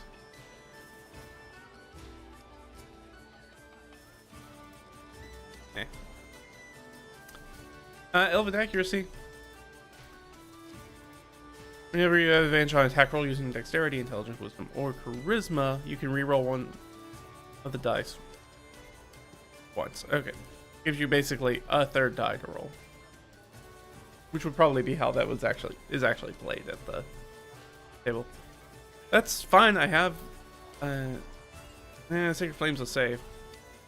I don't have an attack cantrip. No, less useful for me. Not a Dexy kind of elf.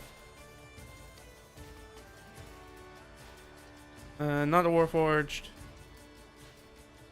Fey Teleportation. I'm not technically a high elf. Variant. Sun elf. Being able to use Misty Step would be pretty dope, though.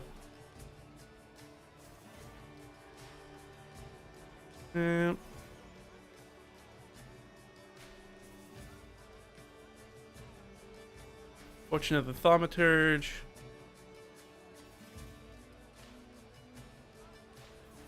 Fortune's Fortitude. When you fail a d20 test, you can expend and roll 1 hit point die and add that number to your result. You can do this only once per d20 test.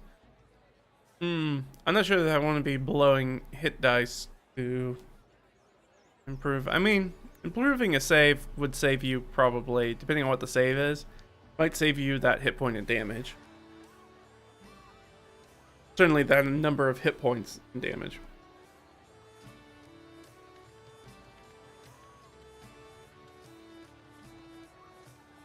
Though it is unclear. When you expend and roll 1 hit point die, add that number to your result.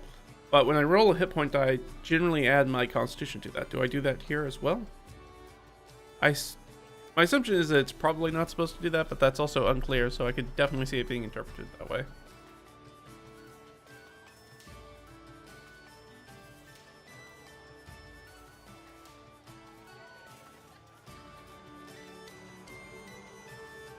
Train with a company of free swords, not background. No dragon's gifts. Virtues of the elf. Great weapon fighting. Gunner. I use guns now.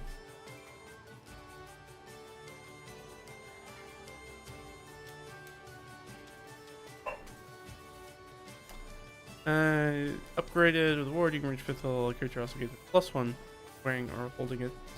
Yeah.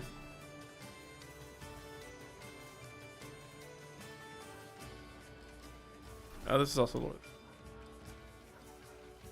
Maybe I should just turn the Lord of the Rings stuff off, because it's so setting specific that I don't think we can use that.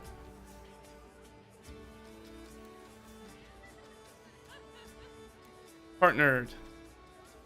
I don't think that's going to make sense. Whereas a lot of like the Grim Hollow stuff does kind of play over. Stuff like that doesn't really work very well. It's so tied into the setting.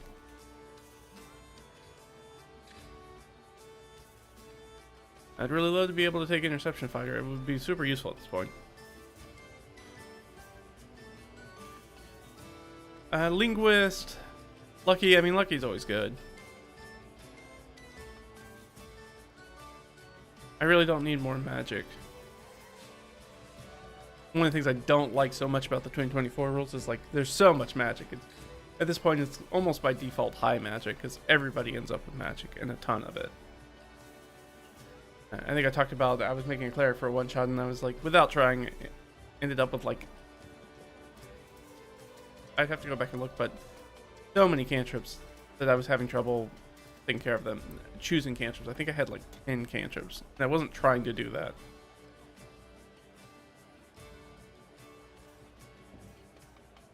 Martial Adept. You can use 2 maneuvers.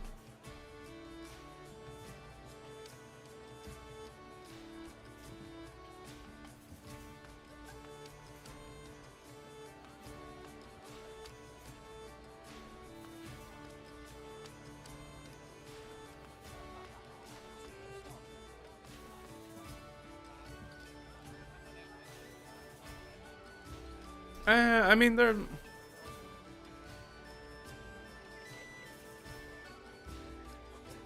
Here are maneuvers. Commander Strike, which lets somebody else do it.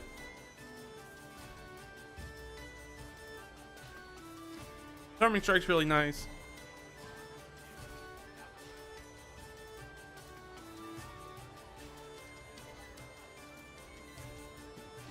You have advantage on your next attack roll against that creature this turn using a fainting attack or goading attack.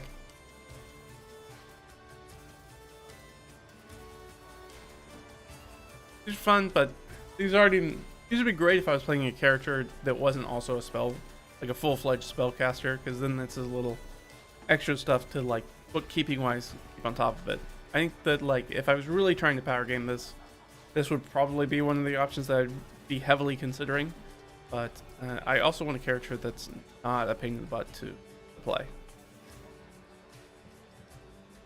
And we have Elder Marks.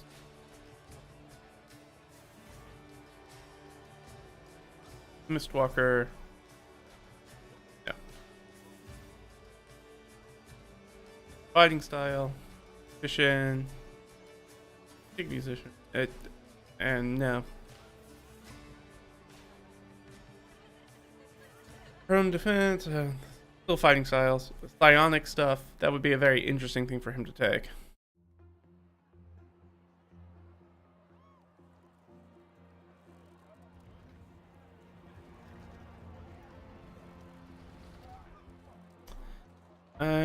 Rallying Cry. When you roll initiative and don't have the incapacitated condition, you can choose a number of creatures equal to your proficiency bonus that you can see within 30 feet of you. Those creatures gain heroic inspiration. I already have a thing that gives heroic inspiration out all the time, and my party pretty much, their characters always get it anyways, so it's actually a not super useful thing that I already have. I think that's part of being a sun elf.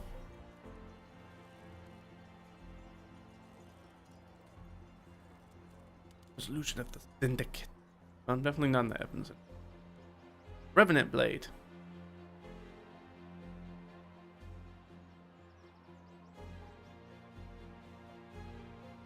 I could pull up a double-bladed scimitar. I don't know why I would do that. This is one of the... This is under martial weapons? It's not even an advanced weapon? Okay.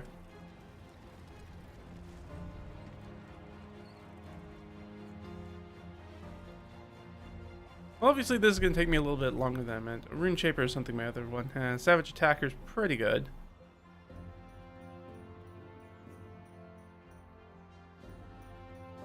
And as a cleric, I'm probably not going to get extra attack because I'm not a war cleric.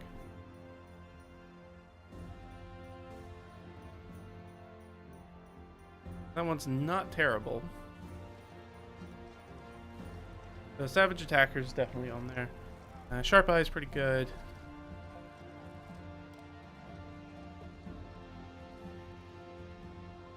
Search for study action. Spellfire Spark.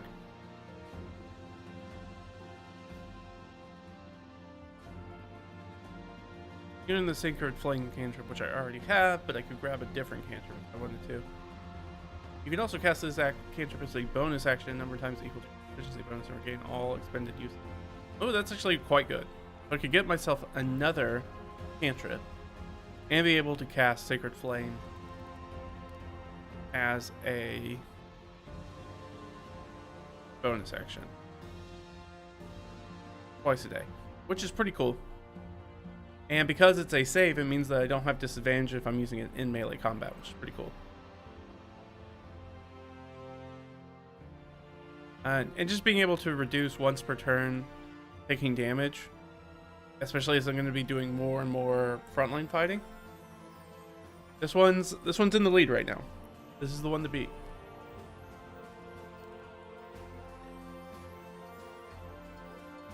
Survivor.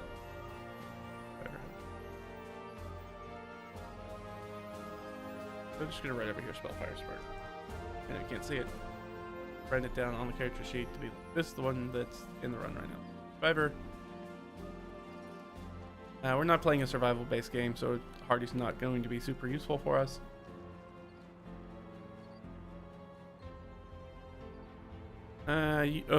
Losing exhaustion level on a short rest is huge. I should tell people who are playing in my game who get exhaustion quite frequently because of the way that I run hex crawl stuff, that this shaking it off would be an incredible thing for them. And your exhaustion level decreases by 2 with long rest. That would be super useful for them. Plus, I track resources, so needing half the amount of food, being able to roll basically their rations die with advantage would be amazing. And when you take the study action, you have advantage on intelligence check when using study action. This is like really good. I don't know why intuitive has anything to do with survivor. That's like that. Tavern brawler, no. Thrown weapon fighter, no. Tireless reveler. No. No. That's tough. Tough's a fine feat. It gets a little. It's real good at low levels, and then it's definitely a thing that becomes less useful the higher in levels you get.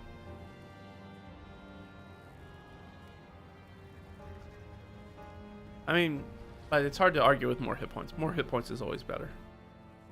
Triage expert.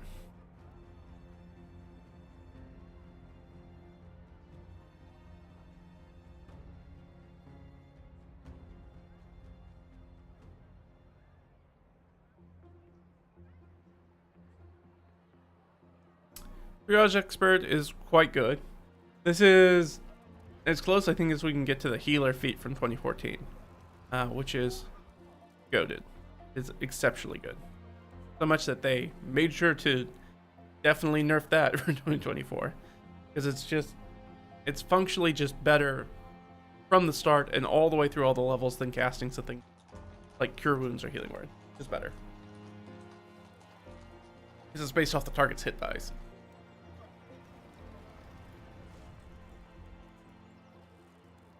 But he's also not that kind of cleric.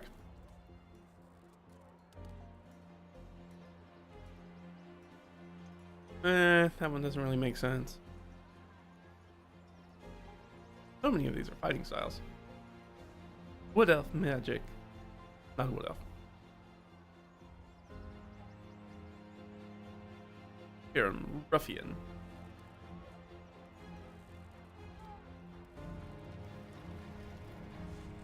Ooh, family first. If you have heroic inspiration when you roll initiative, you can expend it to give yourself and your allies advantage on that initiative roll. That's really good. Now, I hadn't really written a ton in my character's background. I've gotten to the point where it's like the way that I write my character backgrounds is I typically leave a whole bunch of holes in it. So I haven't dictated what he was doing before he joined the Priory. So there is a chance that he could be a rough and tumble dude. Could be probably not actually in the Jentarum, but a ruffian of some type before he took his orders. So if that's the case, I could pull something like that. And having the ability to blow heroic inspiration, which I'm not using most of the time anyways, and also I get to per rest give heroic inspiration to 2 people, which after speaking with DM, because everybody had ways to get heroic inspiration, we changed it so I could give that to myself because I was out of people. Because I could give it to one person, but the other 2 characters had ways of getting it themselves. They already got it back on the rest anyways. I'm like, oh, so can I use it on myself? And we decided, yes, you can use it on yourself. So that gives me the ability to get heroic inspiration back and blowing one use of it almost every combat to give everybody on my side advantage on initiative roll is huge. The ability to go first and determine the setup for battlefield is really great. But Spellfire Spark, I think, makes more sense, and I like the name a little bit better for our character, so I'm gonna probably take that feat. And getting the magic absorption and pulling out another thing. So I'm definitely gonna take that. Which means that I'll have to choose another cantrip. Okay. And then that's all we're gonna do with this character, and then we're gonna swap over and start looking and do the recap for our session. So this character's not fully leveled up, but it's just me typing stuff, which is interesting to watch. It's just going to be me typing stuff. So let's choose. Go home. Go home again. Let's choose some fails. What do we need? Cleric spells. We need cantrips. Alright. So, we have guidance, we have message, which comes from the Sun Elf side. We have resistance, which is a concentration cantrip, but if you had to have one thing that you were always using for concentration for resistance, is a pretty good one. So that way when you're fighting, fire creatures or whatever, and you're like, alright, well, I'm going to give the wizard protection from fire while I do fighting in melee. Like, even if I lose it, it's fine. I don't lose the slot, so cantrip. Like that. We've got Sacred Flame, so we're getting Sacred Flame from a different source, essentially. That's why we're getting to choose another one. Toll the Dead's a pretty straightforward one. Word of Radiance is pretty dope, though. And is maybe a little bit more evocative of what he does. So it is funny that he is a light domain cleric who does not have the light spell. That's because I do not find the light spell to be a good use of. There's so many mundane ways and magic items that give off light that when you have a limited amount of cantrips, it doesn't really make a lot of sense. Especially if you're not the person in the front all the time. Like dungeon crawling and stuff like that. Like, the rogue needs some way to have light themselves, since they're usually up ahead scouting and looking and stuff. So me having light is okay, but there are plenty of mundane and magic ways to get lights that doesn't require me to use one of my what was 3 cantrip slots to just be recreating a mundane effect. Same thing with Thaumaturgy. Thaumaturgy I find to be less useful than Prestidigitation. Like Alter Dies, Booming Voice, Fire Play. I mean, Invisible Hand. Like, these are all not nearly as useful as the things that come with Prestidigitation, or things that are a little bit more flavorful with that, as in being like able to heat an item, or cool an item, or improve its taste, or take its taste away, or just clean yourself. These are very different. So you used Toll the Dead. Spare the Dying. Thing is that it's only 15 feet, and I should be able to get to them even if I have to take an opportunity attack to do that. And I'd rather just heal them, probably. That's the reserve. No, we're not playing that kind of game. Same thing with mending. Holy Word. On hit, the target takes 1d8 damage. And I think that's fine. But again, I'll probably be in melee more. But having something that does an attack roll, a ranged attack roll, is actually less useful for me now.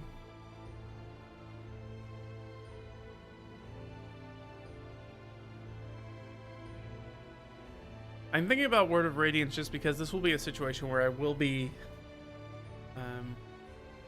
now stepping into more of a frontline defender kind of mode for this character. There is a chance that he will get swarmed, or might often have more than one monster or bad guy or whatever you want to call them on top of him, and not have any allies directly next to him, because neither the rogue nor the bard are particularly melee oriented. I mean, the rogue is melee oriented, but not like stand in there and fight kind of style. I think he's going to take the bull knife, like he said, for his subclass. So this could be super useful for us. Something like this and maybe Pull the Dead. Again, a cantrip that says that if I was going to do this, I would probably do Holy Word instead. Because this cleric doesn't really make sense to use necrotic damage.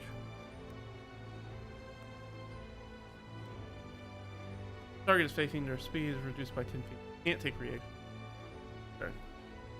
I don't know, that is actually more useful. Being able to take away characters' reactions is pretty big. It also means that it allows your friends to get out of danger because you can't take opportunity attacks on them.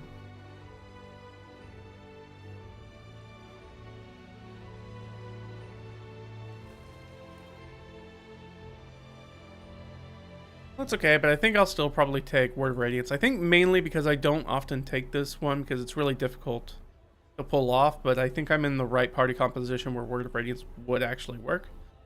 Go ahead and add it to my list. And then, is there anything that I need to add from here? Not really.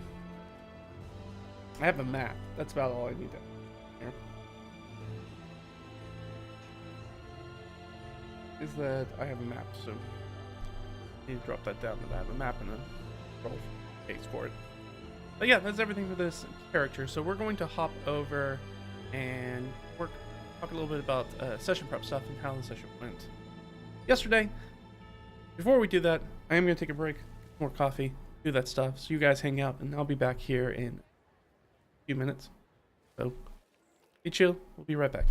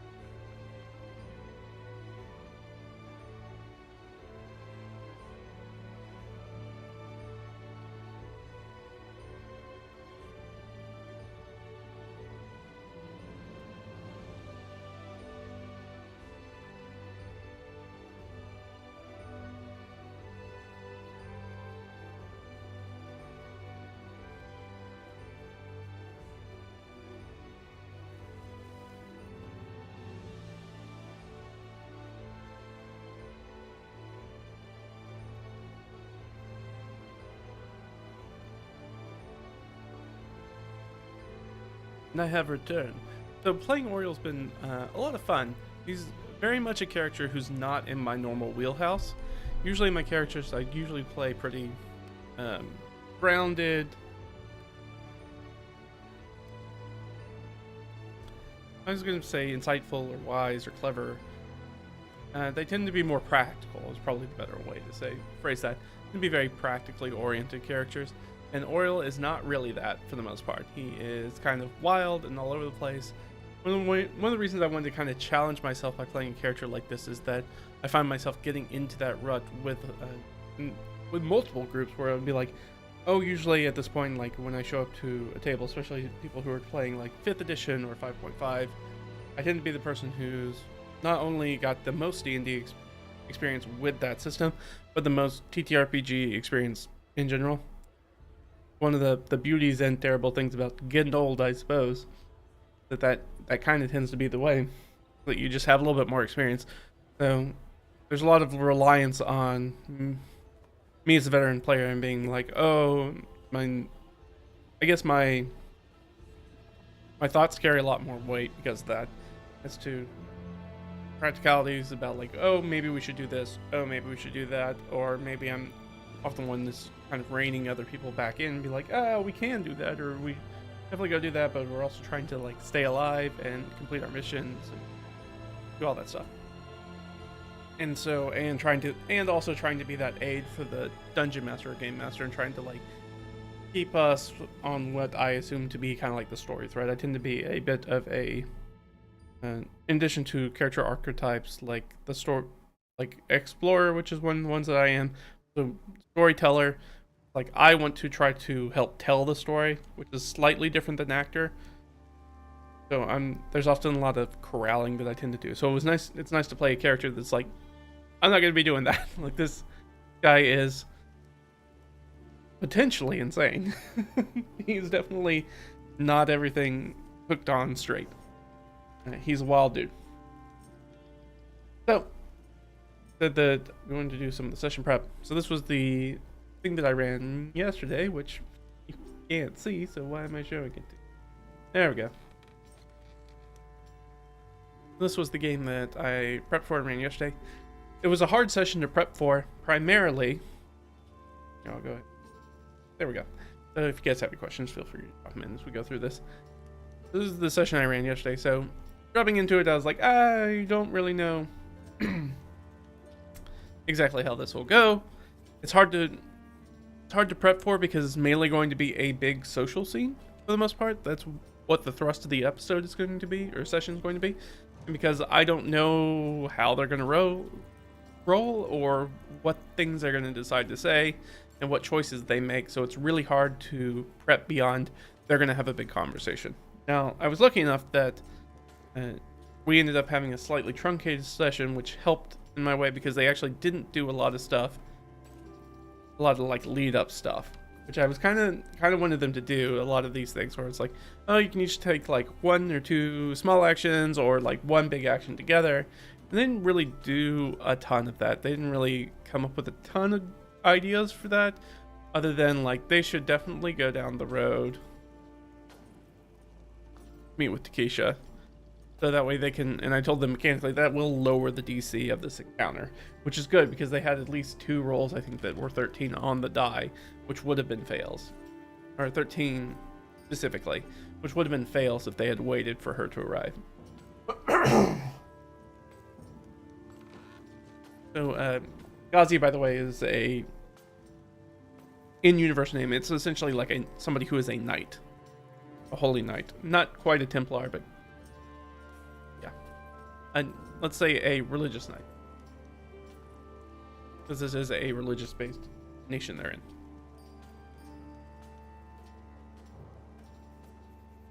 So this is kind of what happened. The group went in there, they did all this stuff. They went down the road. They did catch the pirates again. They didn't do anything with the pirates, which is very funny, or spend any time like looking at the stuff that they had. Then they went and did the showdown, and then we had our party crashers. I had them roll, and it ended up being Swain was the party crasher that they chose, because I was like, somebody's going to show up who's uninvited here. just to have some fun. So it's not, the entire session is not just people, the four of us sitting at a table talking at each other. So without a lot of dice rolling. So I wanted to make sure there's like one little kind of combat or something in there. So that is what we had this time. They just happened to choose Dwayne, which is the PC that left our campaign because that player has moved and is no longer going to be in our in-person sessions because of that. And due to that, so I was like, oh, we exited that character, and that character's kind of become an NPC in the world, and now is immediately back because they're wrapped up in some fiend stuff, which is very prescient. It's coming up quick. It's present. It's a present danger. They need to deal with that, and so I wanted to kick that off. So this was a good one. It wasn't the one I thought they were going to pick, but ended up being a good one. They also had the potential for some cultists to show up. So we put them on that way, and then Japheth, which is an NPC that they are familiar with, which would have given them a little bit more context because Japheth's pretty beat up at this point. They could have had a conversation about that.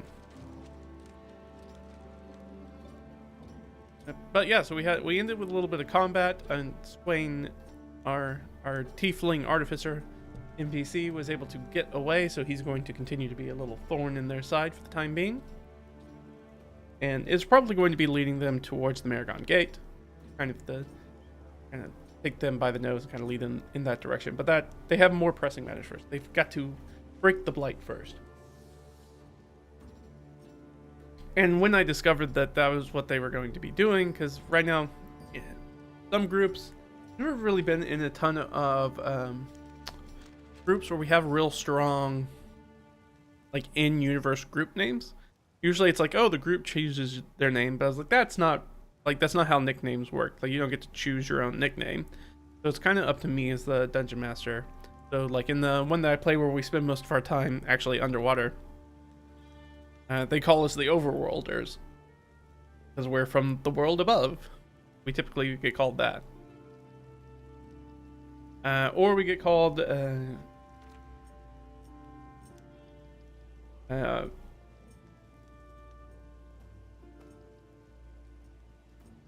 we get called that other thing. No. We get called heroes. I was going to say heroes of the Alliance, but it's not Alliance. It's technically something else. Anyways, we also get called that. So in my mind, that's more of a dungeon master thing. So I think if they're able to do this, they're going to stop being called basically the mainlanders because they're on an island and they're not from the island. A whole group of them, and nobody's from the island.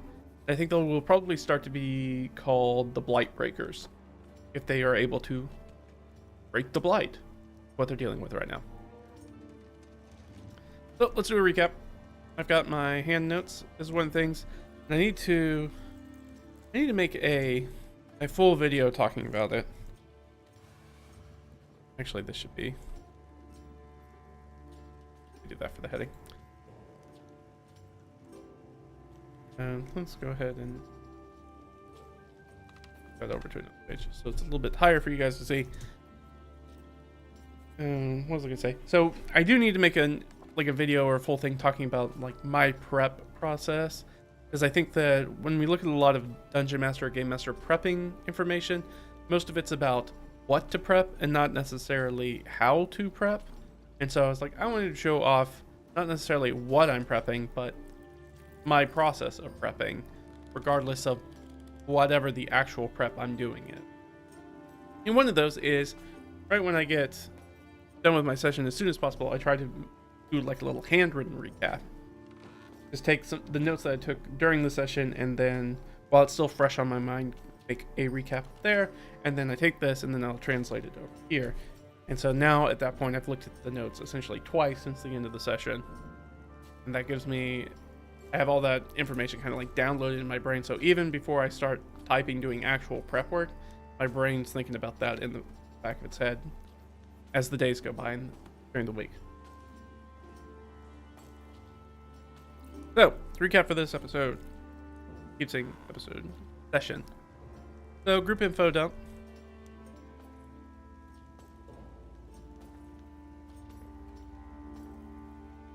Convene.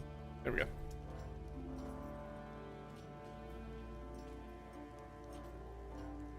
So they make the decision, and so first decide to let Helmuth turn the holy water, we're gonna say true holy water, not sure, true holy water,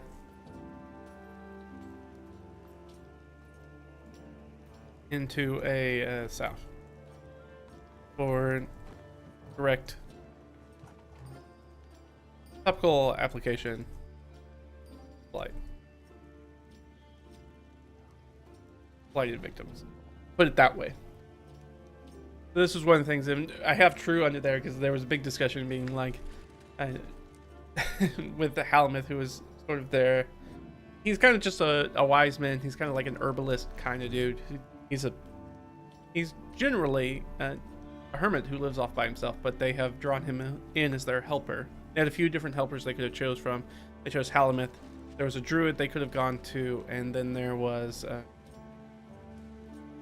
Farah, who is like the land owner, who they have talked to as well. But this was like one of the three that they can immediately choose to be like the most helpful person for this, and they ended up choosing Helmuth, who is not as knowledgeable as the druid would have been, but is more knowledgeable than Bayfera, but was the medium distance person for them to go to as well. Bayfera was very easy to get to.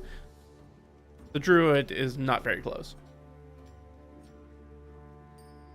So if they had decided to go get the druid, it would have been less likely that they would have made it back before Ghazi Takisha made her march upon the refugee camp and tried to kill a bunch of Vegapygmies in cold blood. So, you know, they did it. Good. But true holy water is Helmuth talking with our cleric, Caleb Coe. And Caleb's like, what do you mean true holy water? And he's like, Helmuth had a very awkward conversation with a cleric to be like, look, some people, you know, any priest can say of the religion can say a prayer over a vial of water. That doesn't make it magical. And he's like, oh, okay. Like, yeah, so it has to be true holy water. We need the thing to actually do its effect. It can't just be something that a random guy says words over.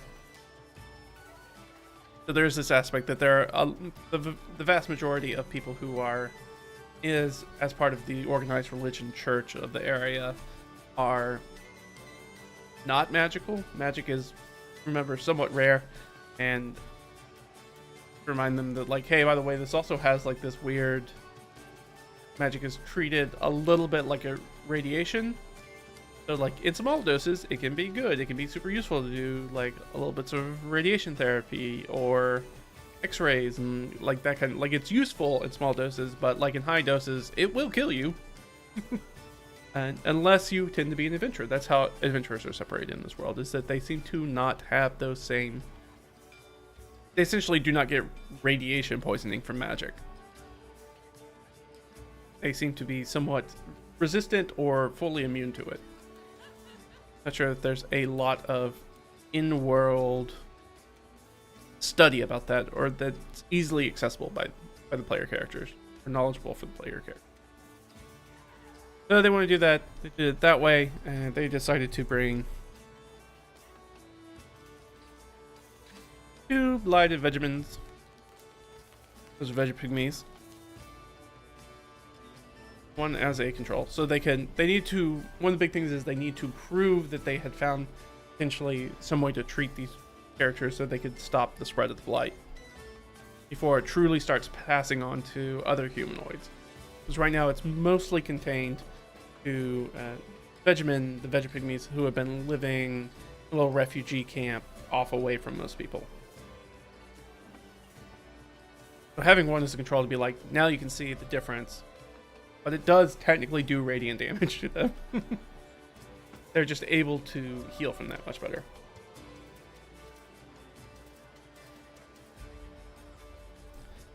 After that, group decides to leave so they can meet Ghazi Kazi, Tisha, down the road and have a better chance of convincing her.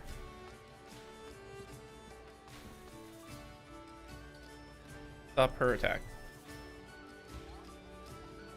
So they didn't wait for her. So they went and did that. In doing that, on the road, they met the pirates again.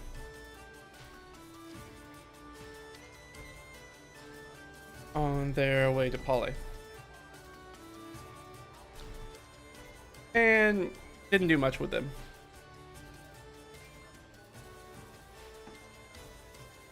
These were characters that they could have pulled them in if they wanted to. Because the pirates have a very compelling story about how dedicated Caleb and Zarnok were to trying to find the source of this blight and work on that stuff, because they had 3 levels of exhaustion. They're barely on their feet. It's like late at night when the pirates found them, and rather than resting, they bought a donkey from the pirates that were using it to transport some tools and stuff, because they were busy doing pirate things. Pirates really only do one thing on land, especially with tools like shovels. So they gave them the donkey, or they paid a high, steep price for it. But it would have been like a character witness for them, but they decided not to have them come with. Let's see, they met Farah, the road, who went ahead, saw Takesha. So Bayfair is the landowner landlord, I guess noble, who is most affected by this situation, and definitely doesn't want another noble to march troops onto their land. Very political game. It was never really my super intent, but I tend to make pretty political games. This is one of them. It's like, yeah, you have this enmeshed net of like nobility and the church and people like Keeper Paris, who are either, but also are kind of in charge of the island. They're appointed person. Also, they're in an elected position. So it's very interesting. Like, they have their own charter and stuff for Polly. Let's see, who else did they meet on the road? They met somebody else. They met with Psalm. Look up here. Mainlanders, they had Halameth with them. Oh, they met Elder Grimbard. That's what I'm thinking of.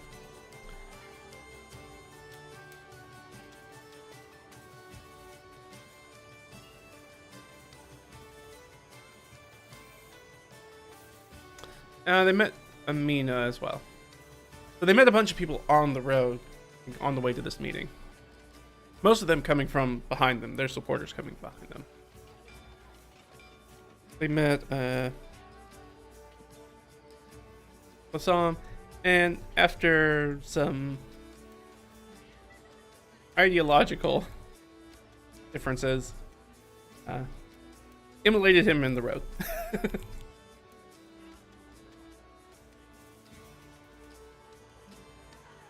And left his smoking corpse in the road.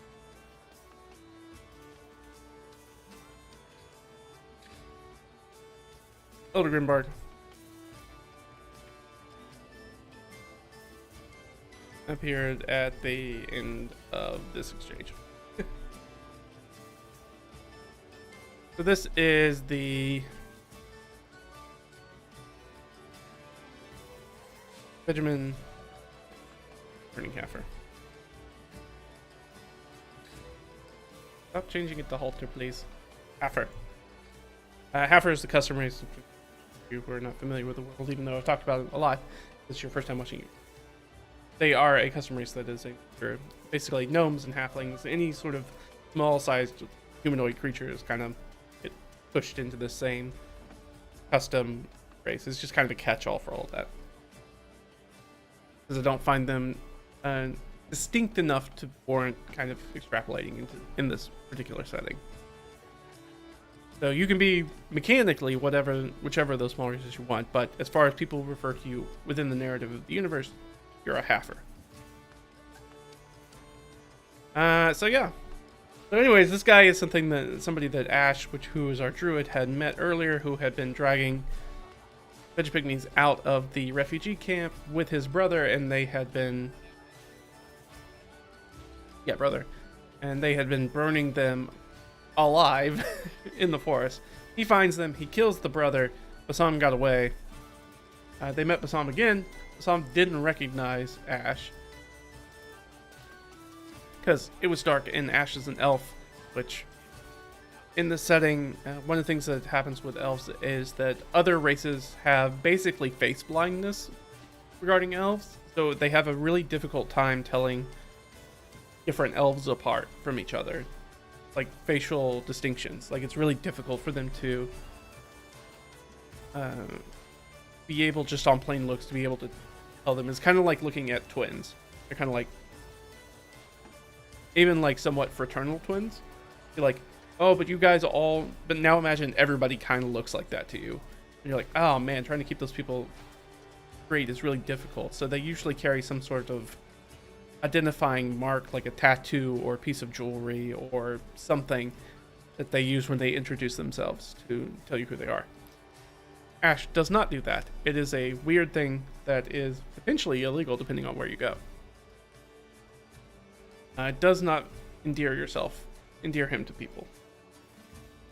But it means that this guy couldn't recognize him. So they talked to him a little bit. He seems pretty... He had been called by Gazi Takisha to provide testimony against the group. And how, what a bad job that they were doing.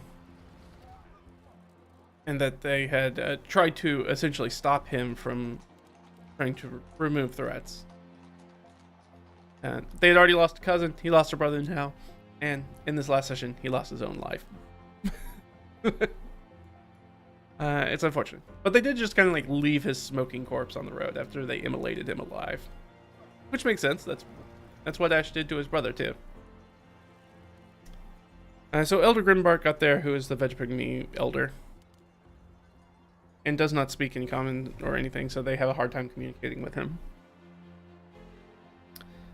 And lastly, they met Rebecca coming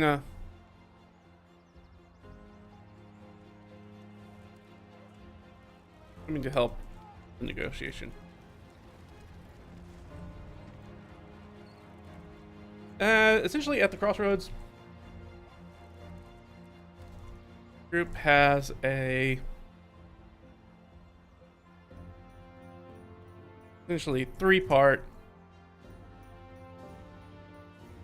social encounter with a number of LA Island VIPs. That's going to include Takisha, Kafte Lin, kind of the most important person in that, Bayfara, Rebecca, Elder Grimbark.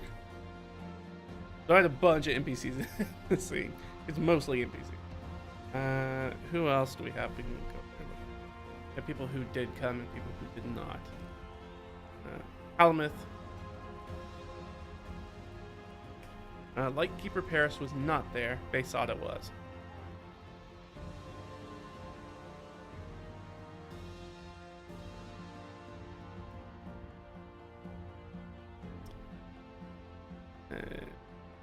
Bayfair, the morning halfer, that's Bassam.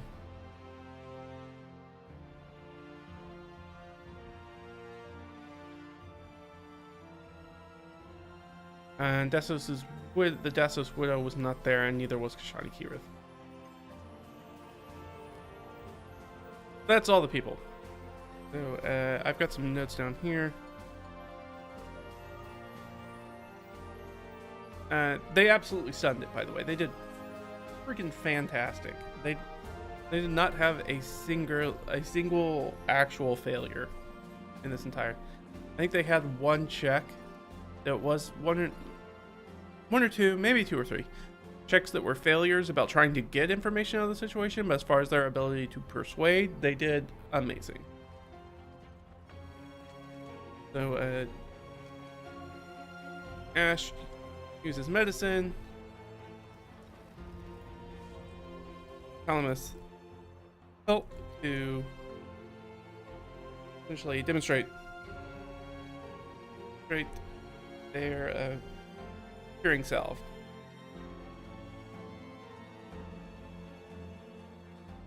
That was successful. Sorry, I can look at the hair with the poke at my nose. I think probably from my mustache.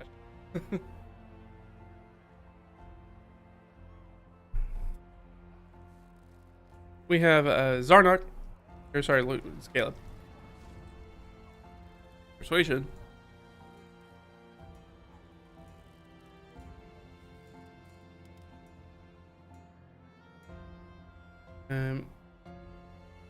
To show their mettle, and they'll essentially do the right thing. They'll do the right thing regardless if Islanders approve or not.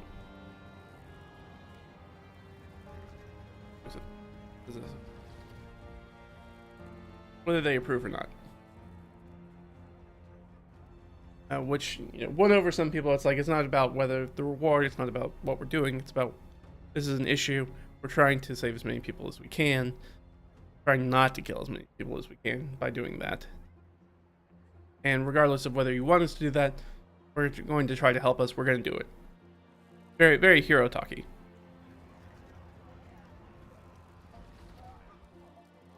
Oh, sorry, I've jumped ahead. That's okay. I have gone one too far. I think Caleb used persuasion to encourage Ishkov Leyland to provide help via essentially holy water, because they're going to need a lot of it, and that's, you know, expensive. But you do have a high-ranking church official. Ishkov's very similar to like a bishop. She's a very important person. And then sort of like, so that was the first two. They got two out of the way right in the beginning. Once I got down to the third, I was like, I'm going to make the third a little bit more complicated. So it was like, oh, they need to get 3 successes. But that last one was going to actually be 3 more checks within it. I also wanted to do that so that way characters that are a little bit more socially oriented, which are not Zarnok, which is our fighter, could lift a little bit more of that burden, but he does have to make some sort of check in it. And then sort of like the final push, persuasion, and that's when we have down here where Caleb's like, we're going to do the right thing regardless of what happens. Zarnok shows off his military insight about dealing with Lasha and destroying Syria tree, is the source of light.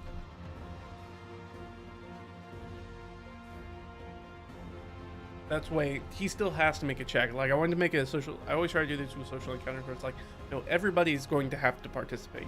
All of you as a group. We're not going to have social encounters where it's just everybody in the group takes a step back and you let the one person with charisma do an entire encounter by themselves. Like, no, you all have to participate. And that is, I take that into account with like only making it like a DC 13. Like, this is manageable. You guys are getting help actions from each other and stuff you did. Like, he got Helmus help from that. Caleb got some persuasion help from Dalen later. Dalen was able to use tongues to speak with Elder Grinbark directly, get a report about like how they've been helping, and that was super useful for them to be able to do that. She also put her own amendment to what is being asked of her in the church. We'll get to it in just a second. And then Ash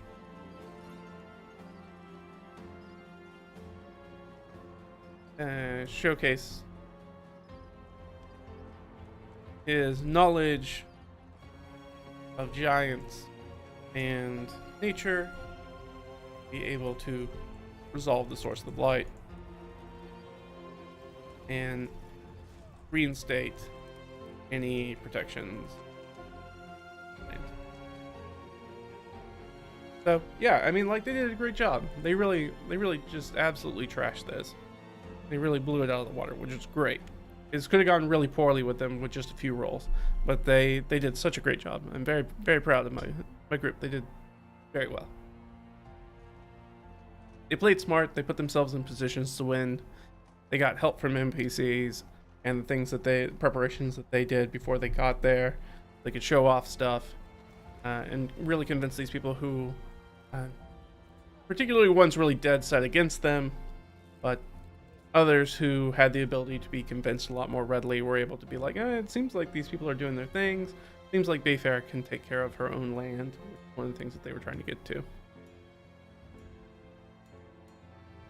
Because one of the things that Caleb struggled with earlier when he was trying to make this first check here is that he was trying to be like, oh, well, we think this is an effort. It involves the entire island, so we think that the entire island should put resources into making a solution for this problem.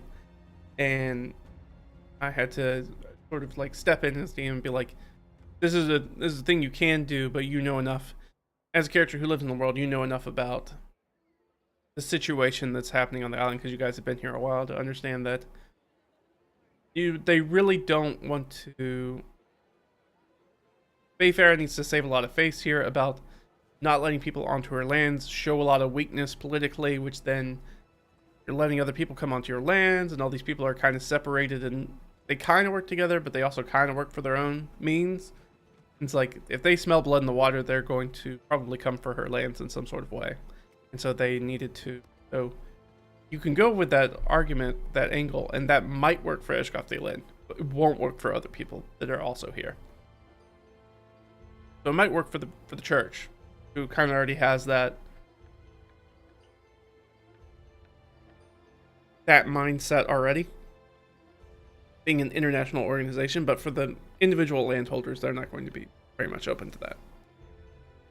And they're going to be like, oh, this ask here is a way for us to put some sort of obligation onto Bayfair, or to create a situation where they can become stronger while Bayfair becomes weaker. And then, maybe if things go really badly, they just directly take her lands from her and deal with the consequences of that potentially later, if there are any.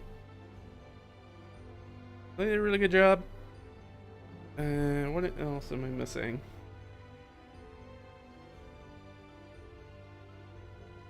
Elder Grimbark.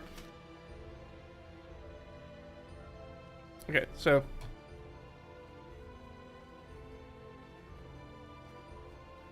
Dylan agrees to help on the condition the group, specifically Caleb Coe, who's the cleric in the party,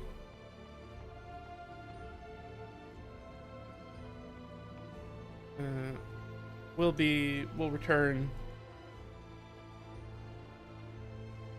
a debt of 1 to 2 favors for her.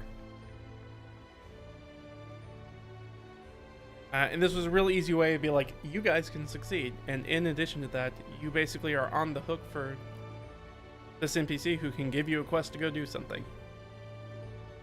Built in our own adventure hooks. You have an obligation to do.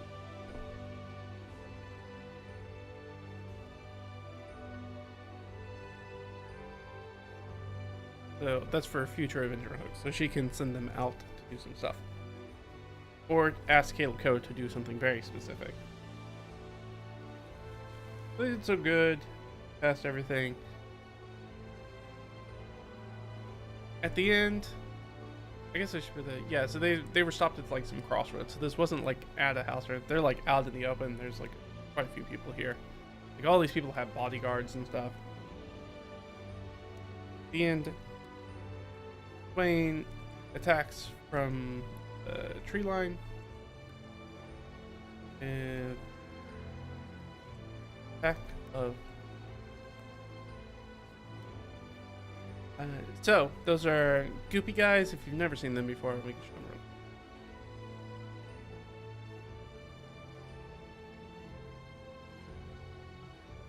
Yeah, they kind of look like the way I was explaining it to one of my players is like, you ever taken an action figure and just kind of like melted them?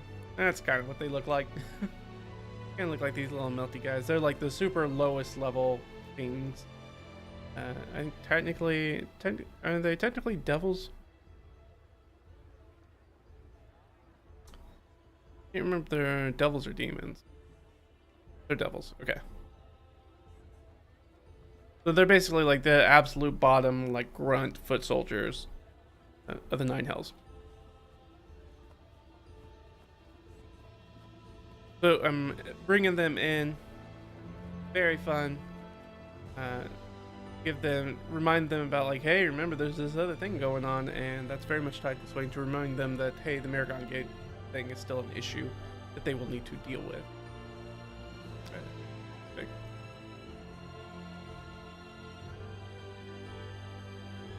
Specifically is targeting the PCs. Now they don't know the reason for that yet, or it hadn't really tried to sense what the reason for that was. And essentially it's because they have knowledge of the gate's location, whether they know it yet or not. But right now they are the only people who are knowledgeable about that location, except for these blighted Vegapigmies who can't talk to anybody anyway. So they know. So he's like, well, if I get that out of the way, then the gate can essentially operate in the shadows and nobody knows about it until a whole bunch of fiends are birthed out of the earth and run amok. As that will probably be their plan. So they deal with the Lumiere, but Swain is able to escape and will carry them. Fine.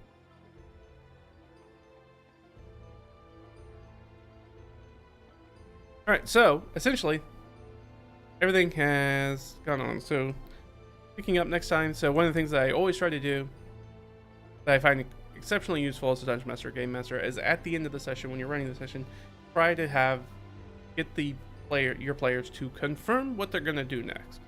So this is like, you guys just ended a combat at the end of a discussion that was pretty much all but finalized. So I need to know what you guys are going to do next, because otherwise you could go in a billion different directions. I don't know what to prep. So picking up next time, they're going to head back to Bayfaros. Just getting roots / aid, and then they are most likely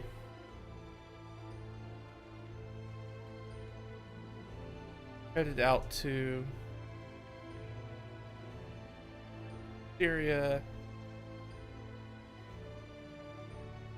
They basically want Farah to send for the holy water from Delin.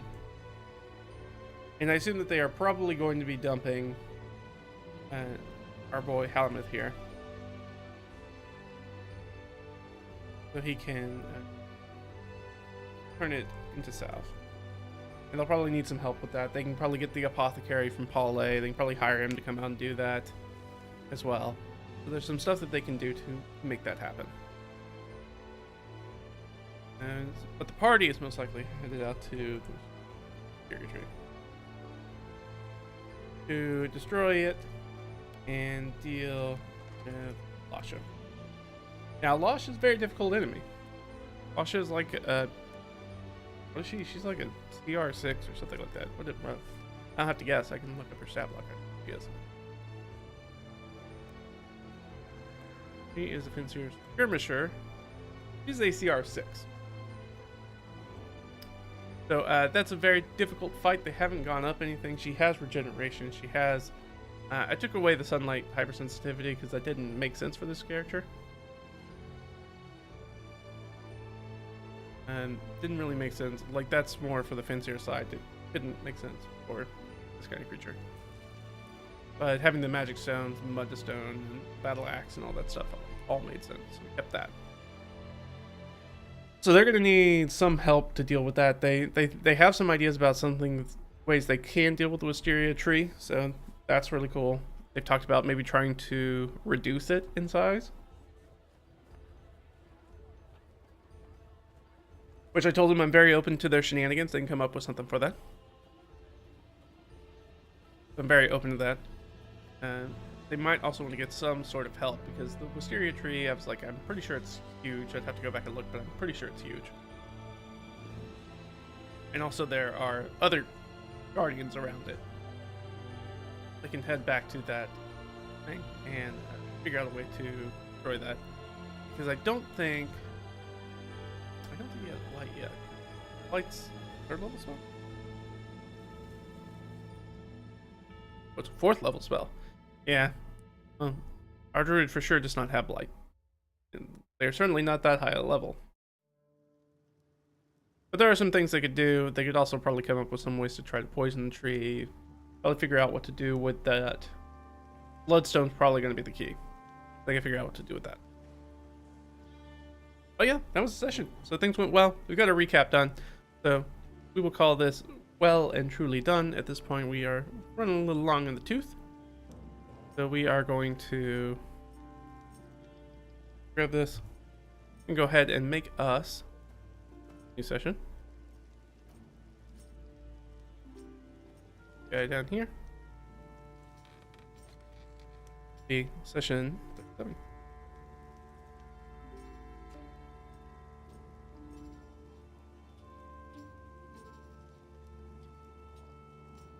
That's gonna be what, 19th?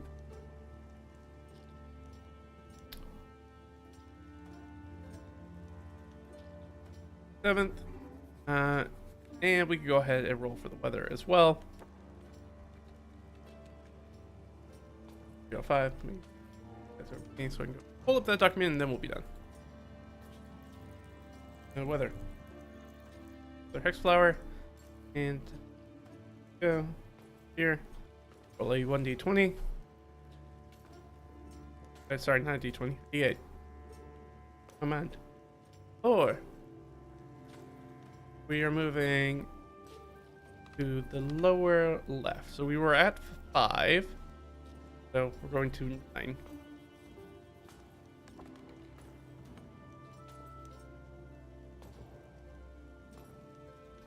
Over here, and we'll just drop this in.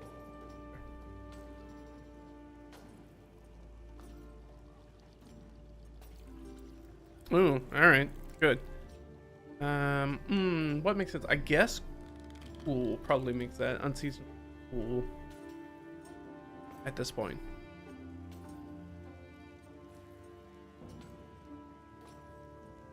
Alright, and there's gonna be extreme rain. Good to know. That's gonna put a pretty big wrinkle in stuff. So basically what this means is that there's going to be a huge storm that's about to roll through here, which I think will make things a little bit cooler. I think that's going to be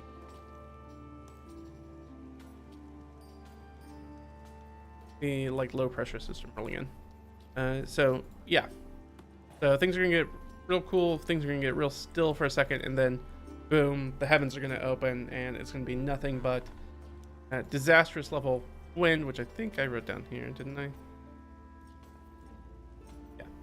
So 75 kilometers, or about 46 miles an hour or higher. They're like significantly damages structures, widespread disruption. They just had a storm just a few days ago. There's still obviously more to that cell, I guess. They got a little bit of respite, but coming back, baby. And so that's going to make things a little bit difficult, as weather tends to do. Do you have to use weather in your game? Absolutely not. I like to, though. Sometimes, like this session, the day's just nice. Kind of average temperature. I mean, it's hot because they're in a tropical kind of area. But, you know, there's a nice breeze, a little cloudy. Things are nice. Nice day to do these negotiations out in the open. But then Mercury's going to drop. That winds are going to pick up, and then just a whole bunch of rain's going to come down. Extreme rain, which I don't think I have written down here. I do not. I need to update this a little bit. So extreme. So this is like flood warning. Not flood warning, like it is flooding kind of rain. It's very much like a monsoon kind of situation where there's just like flashing blankets of rain that are coming down. So it's gonna be a pain in the butt. They also have two characters that have a bunch of exhaustion, which I think we corrected that. So Caleb's actually got 2, and Zarnok has 3 levels of exhaustion, which did not help him in the fight, which he unfortunately got targeted a bunch randomly. But c'est la vie. He survived, and so too party. And I'll need to update their stamina, but they should be good to go. Anyways, I think that's going to be it for this today. Thanks for hanging out with me. A little bit watching me about building the character and why I like to do that by hand, how it gives me such a deep insight as to everything that's going on with that character, all the possibilities. Less likely that I'm going to forget about stuff the character can do, as well as looking at things that I don't have access to, which, whether that's feats or spells or domains or things like that, giving me the ability to have a better, broader, holistic understanding of the game, mechanics of the game, how it runs, what I can use for this character, what maybe I start percolating in the back of my brain as to what my next character might look like next time I build a character, something that I might be interested in. I saw some of those feats, I'm like, maybe I'll do something like that. Maybe I'll pull like something that seems like just straight up Lord of the Rings characters, because now those are available even if we weren't playing the Lord of the Rings setting. But yeah, it was a lot of fun. Thanks for hanging out with me, guys. Seeing about, I don't know if I'll have another session this week where I finish out the prep for our next session. I may just do it offline. It kind of depends on how things go, but I appreciate you guys hanging out with me. So if you like this content, go ahead and give it a like. If you want to help me out for $0, you can always do that by leaving a comment down on the video, especially on YouTube. Really helpful for the engagement. It helps this stuff get shown to more people, so I appreciate that. Also subscribe. We have a bunch of other stuff. You can see me go back and build Oriole originally, as well as lots of other stuff. We do the solo RPG, which is probably what we'll be doing next Saturday, picking that up. We'll talk a bunch of like DnD and TTRPG stuff, as well as some of my own basic resources, like the weather chart. You want to see more stuff like that I've created or I make all the time. Hey, that's the best way to get it. But anyways, that's it for me. Everything else down in the description. Thanks for hanging out with me, guys, and I'll see you guys next time. All right? Bye-bye.